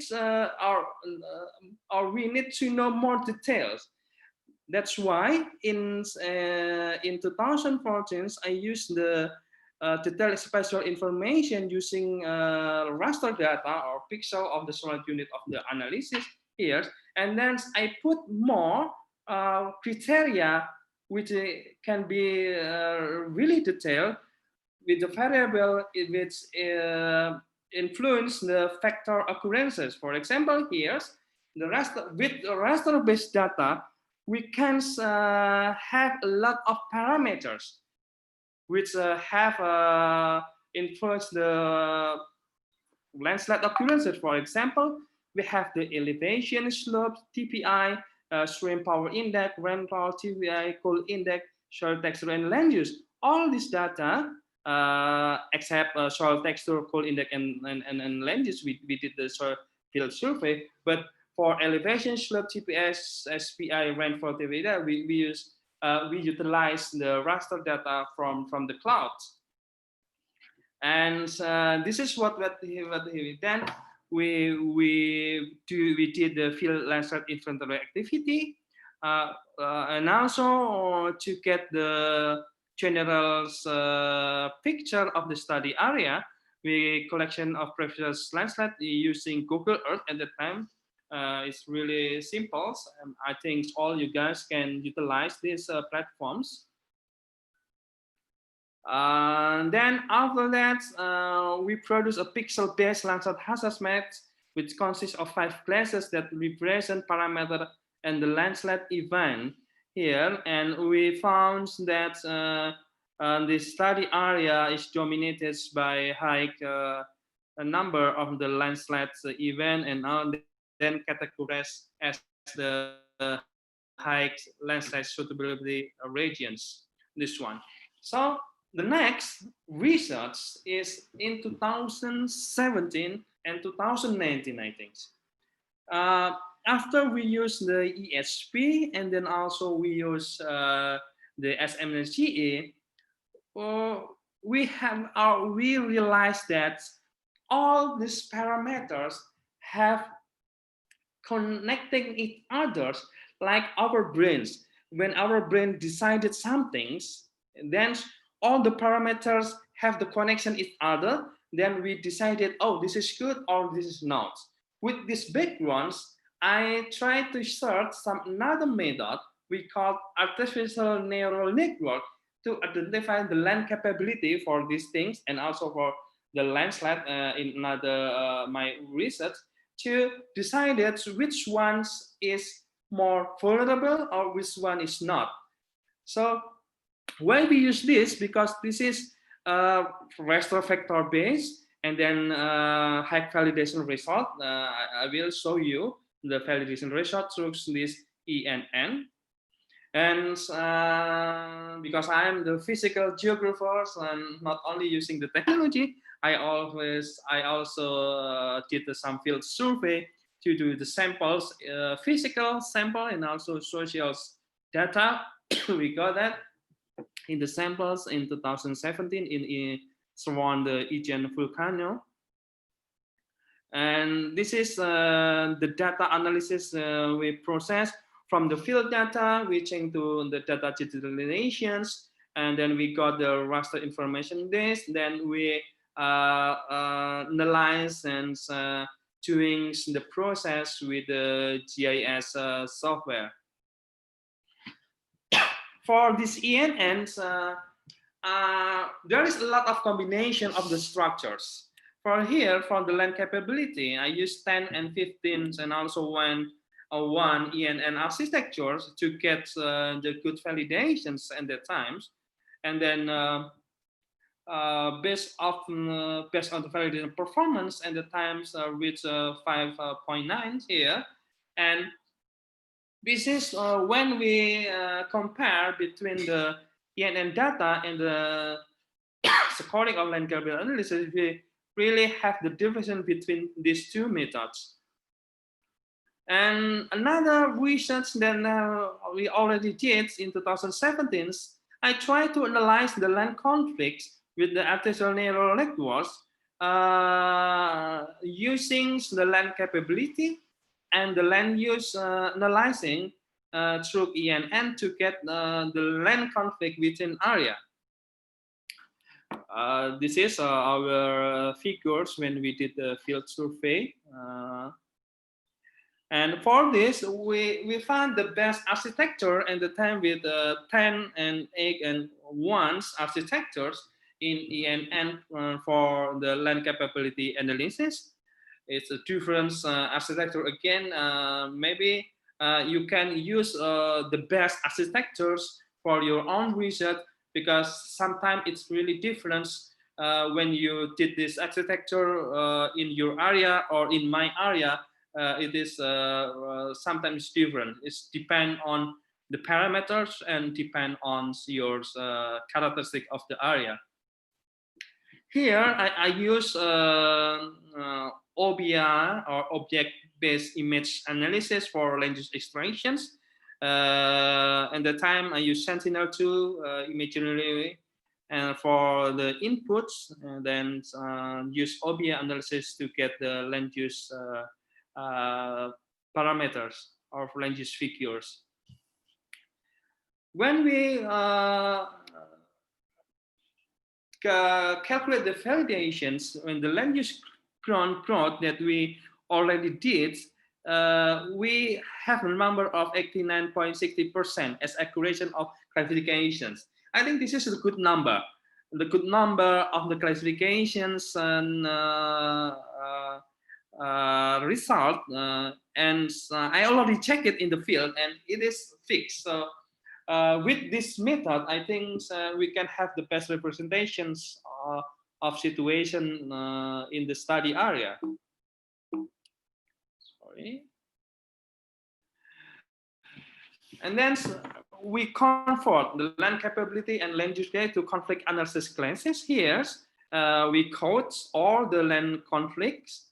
And what we have here, the land capability minus land use, we have the land conflict. So this is the result of my research in 2019 in surrounding Ijen volcano at the times.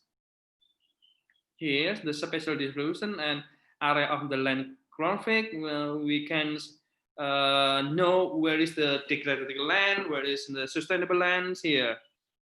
And the last ones I developed, this is with my students, just finished his degree in last month about the integration of certainty factor model and artificial network model for Lancet hazard mappings. This study is purposed to make the uncertainty factors in the model before that I did with ESP, ENNs, and SMGE to make it more become certain. And then we use a CNN or sensitivity factor model for INN in this research. We have a lot of parameter here, a lot of map. This map is considering the variable of the parameter in your study area that influence the occurrence of landslide. It depends. For me, because the area is really complex, so the parameter is more than comparing with the simple study area. The result of model of the INN here, we can see this is our results. And when we compare with model ENNC and certainty factor ENN, we have the accuracy for ENN model is 0.7 and for CF is 0.9. I think this is what we did. We will increase more model to create the landslide hazard maps in our research groups, hopefully in the next years, still in the East Java. So this is what I did in the last 10 years using the Kush technology for address the land degradation issue in Indonesia. I just want to have the closing remarks that geospatial data information are really important for us, and it's needed for every stage of land degradation assessment in particular. And geospatial technology has the ability of improving the organizational integration, accuracy, and appropriateness of the data, what I said before, and the geospatial technology could integrate into the framework of any enterprise information systems. So that's of my talk today. Thank you very much for your kind attention. Then you can find me at the samsul.party.space@um.ac.id. Thank you very much, Bu Ika. Yes.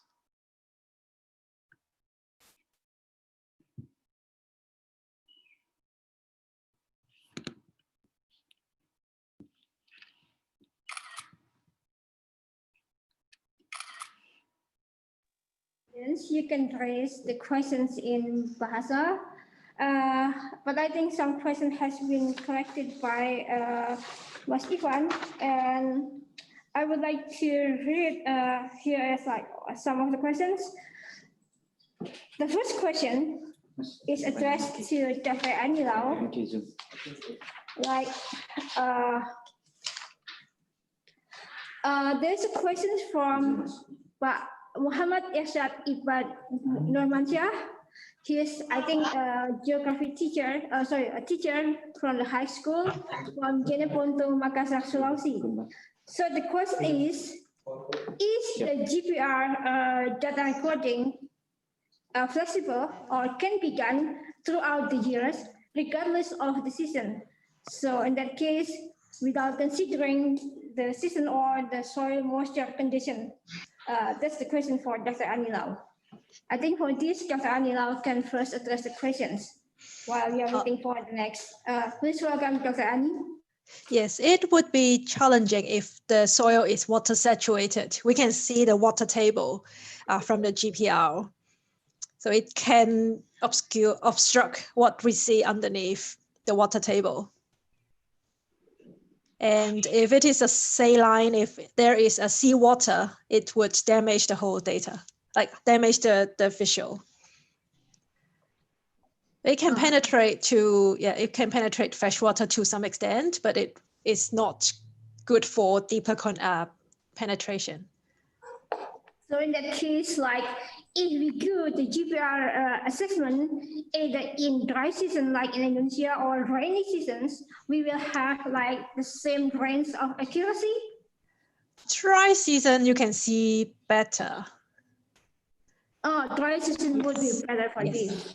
Okay, for the next questions, I think for the Dr. Ani, like how is the process to know the edge of each layer that is found in the residual or in the materials that has been shipped to the shore by the tsunami waves? Sorry, I don't understand. Okay, so what is the process or what is the technology the method for analyzing the edge like the time period of the layers that is formed in the coastal that drift by the tsunami wave? If the age dating method, yes. So there are a number of methods depending on what type of deposits we are looking at. If we are looking at sand, especially those sand sheets that are sandwiched between soil layers, we can use radiocarbon dating to get the age from the roots and from all the organics that are within the tsunami deposits or right underneath it. So it would indicate a time when the grass was killed. If we are looking at the boulders that I was looking in Fiji, they are coral boulders. So they were killed. The coral was killed when it was lifted up from the sea. So we can use uranium thorium dating to find out the age of that coral. Okay. Okay, now this is like another question for Dr. Ani. Like, what is the characteristic of the tsunami and like in the global and the earthquakes? Like, is there any like feature that can differentiate between the two? I think that's the purpose of the questions. The difference in the what? The tsunami and the earthquakes. So maybe like if sediment happening like in occurrence, like in the impact, we will see like in the oceans, like how can we differentiate between the tsunami and the earthquakes? What are the characteristics that are important for these two? Oh, okay. So for earthquake, if it was just an earthquake without tsunami, we wouldn't see seawater inundating the coast. Earthquake can create some kind of liquefaction. It can liquefy some soil. So it is still the same soil, but it loses its strength. It's changed the structure. But tsunami deposit is something that contains the seawater and the fossils, the shells from the sea. That is the difference in the deposit, if that is what you're asking. Okay. Yeah, it's like, okay. Now, like the question is for Pak Samsul. how to optimize geospatial data in minimizing the risk of the disaster in the region with the limited technology.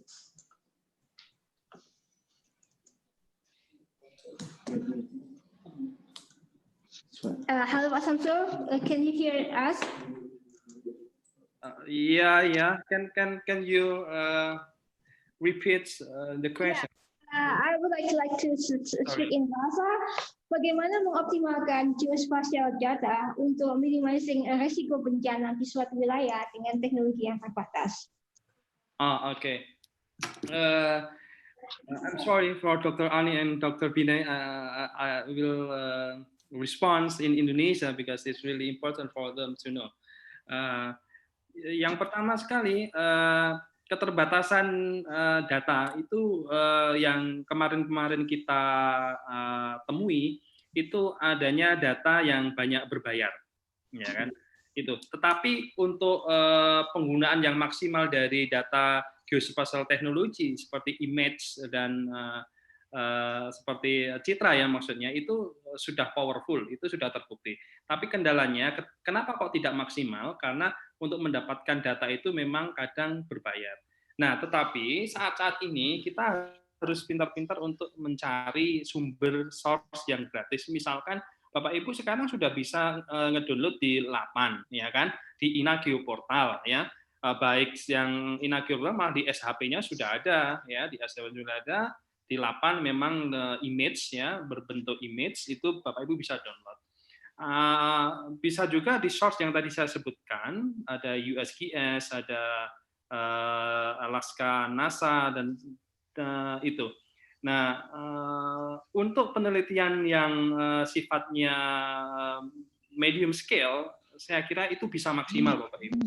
Tetapi untuk penelitian yang sangat detail, misalkan di mapping scale di 1:5.000 misalkan, atau 1:10.000, ya mau tidak mau Bapak Ibu untuk bisa maksimal ya berbayar begitu. Jadi begitu Bu Ika. Terima kasih.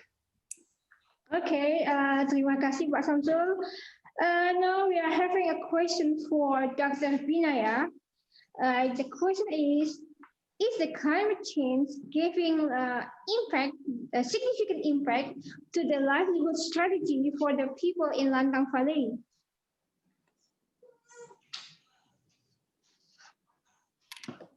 Hello, Dr. Binaya. Can you hear the question? Yes. Yeah, I really did not get it. Can you repeat it? Yes.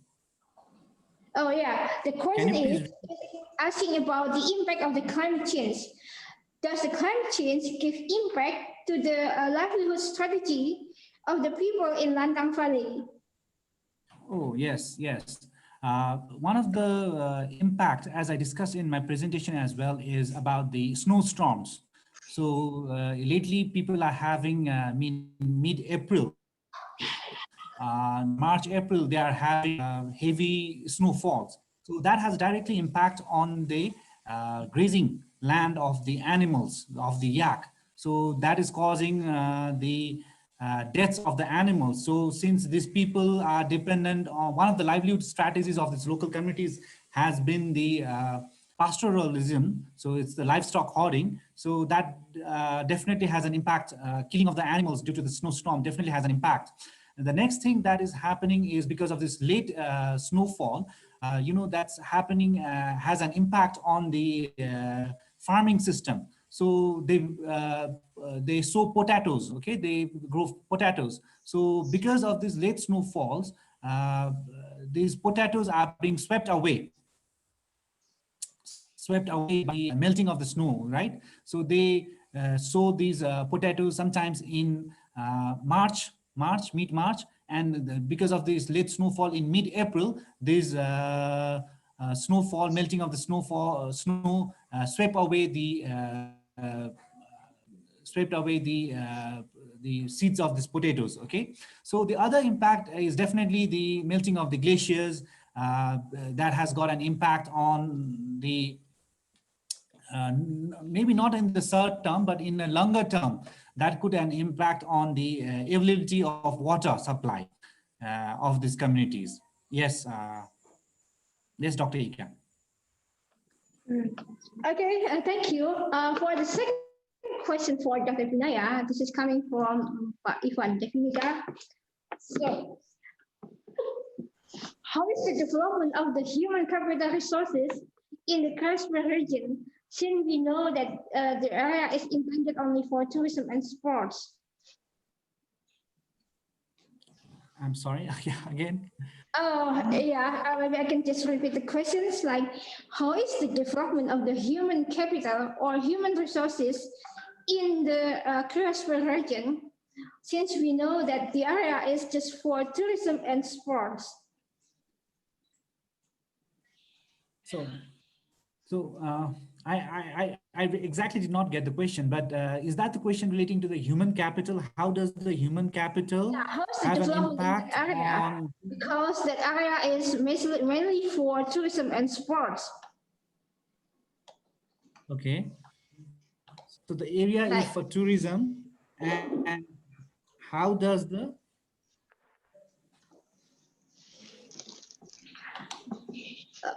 Okay, I'm sorry, we cannot hear you. Oh. Sorry, unfortunately, I did not get the question exactly. So how does the development have an impact on tourism? Yeah, how is the development of the human resources in Lantang Valley, since we know that the area is focusing on tourism and sports?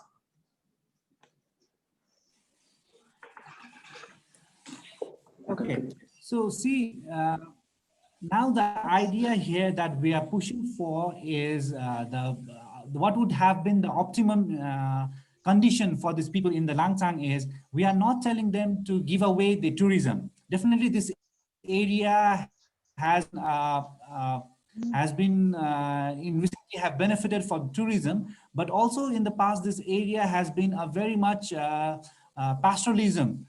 Livestock herding has been a very important livelihood option of these people in the area.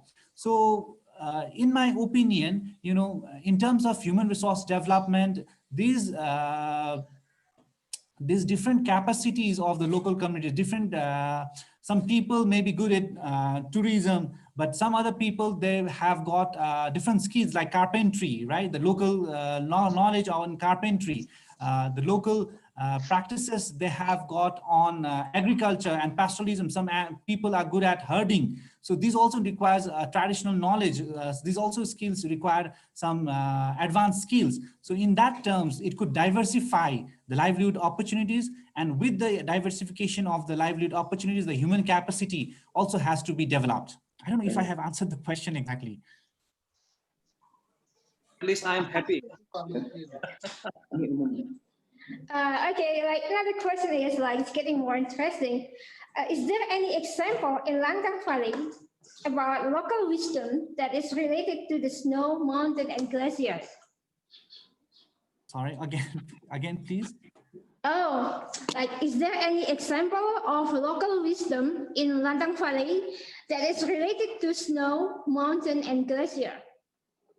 The local wisdom, like, so yeah, the for local people. knowledge.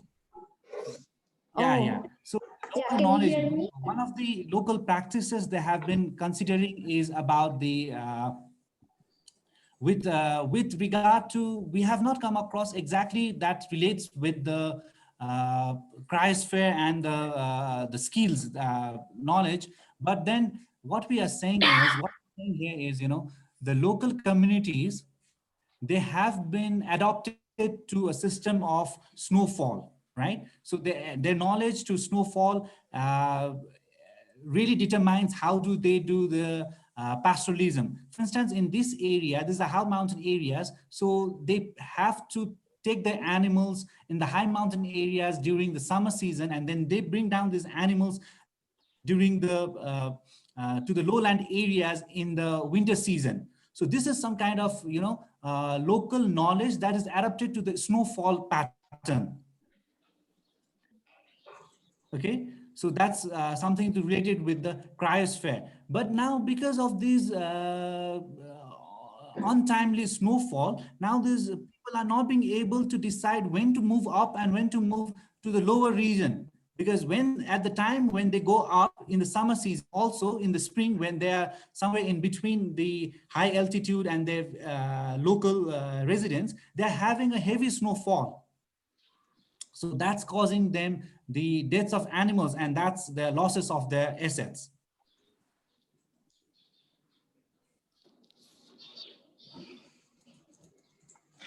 Okay, thank you very much, Dr. Binaya. And I think we have another question for Dr. Ani.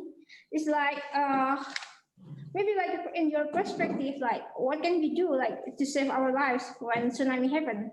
And also like, this is like another question is, what is the lesson that can be learned for Indonesia, since considering Indonesia having tremendous shoreline that is prone to tsunami? So maybe that there are things that we can learn from the study that you have done before. Thank you. Yes, this is a very good question. This is what I couldn't mention in my last slide because of the time constraint.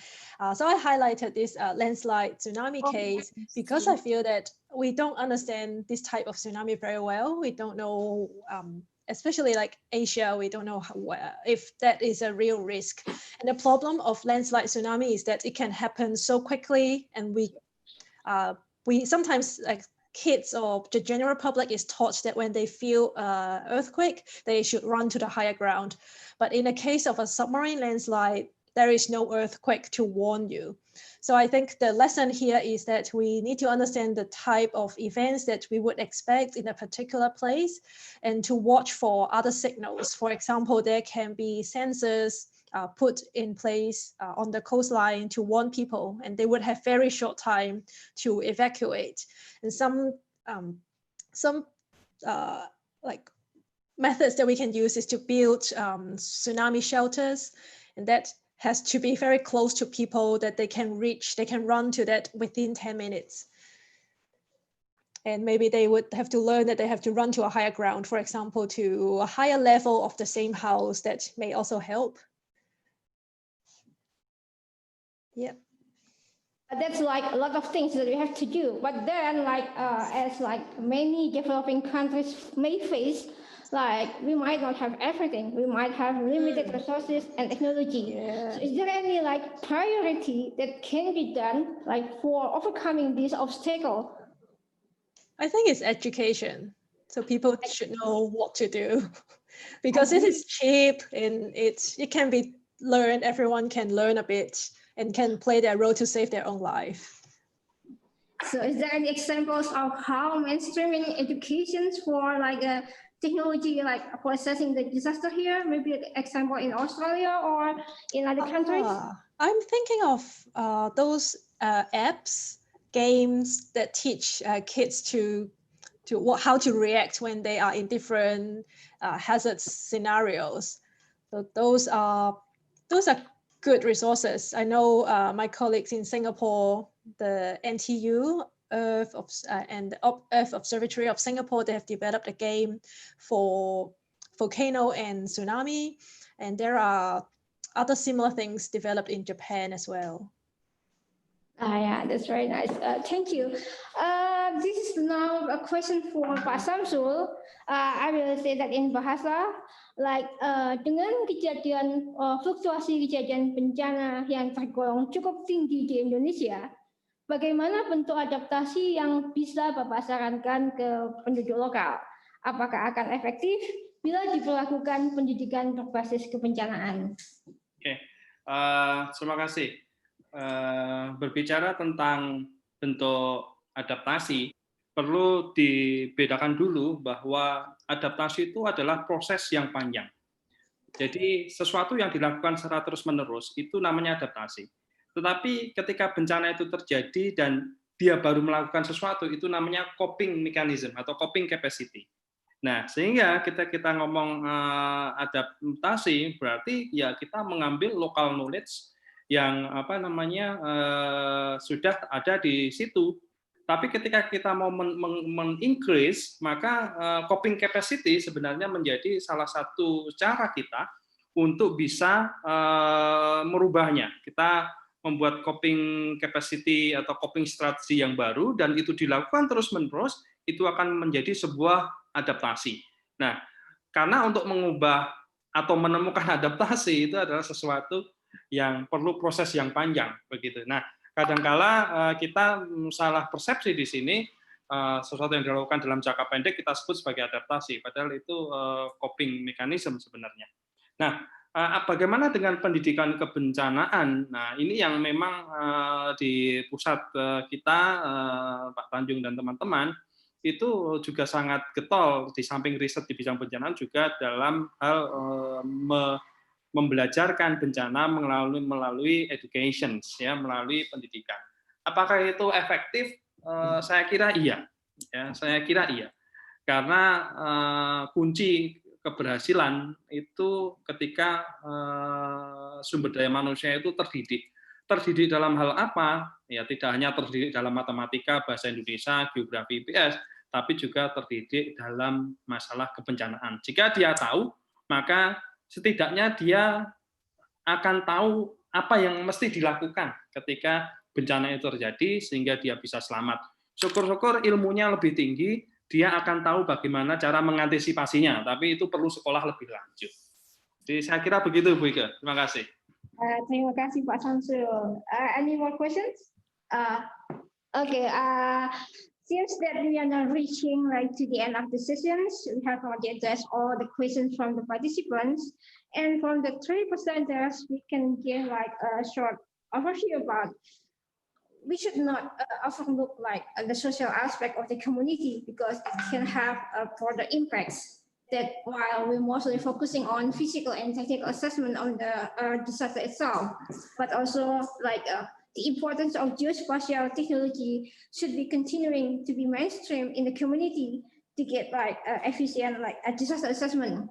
So I think for this, I would like to say thank you for all the presenters that have already shared their times and knowledge to all of us.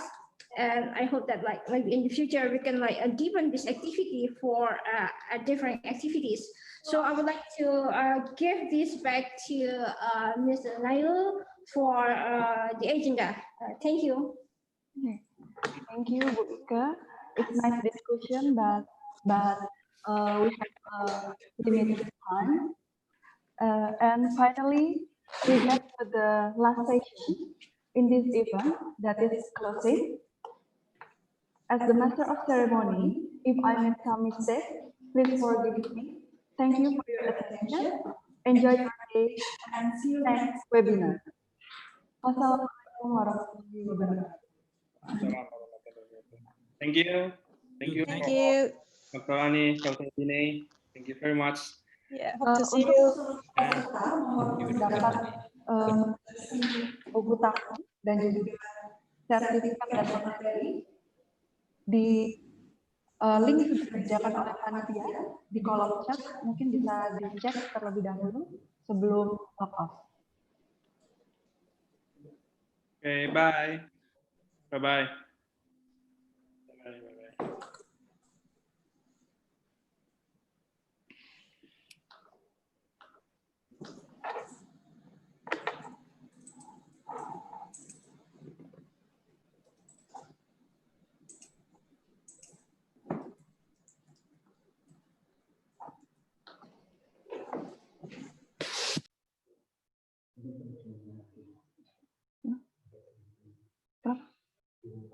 Diumumkannya lagi link. Ya.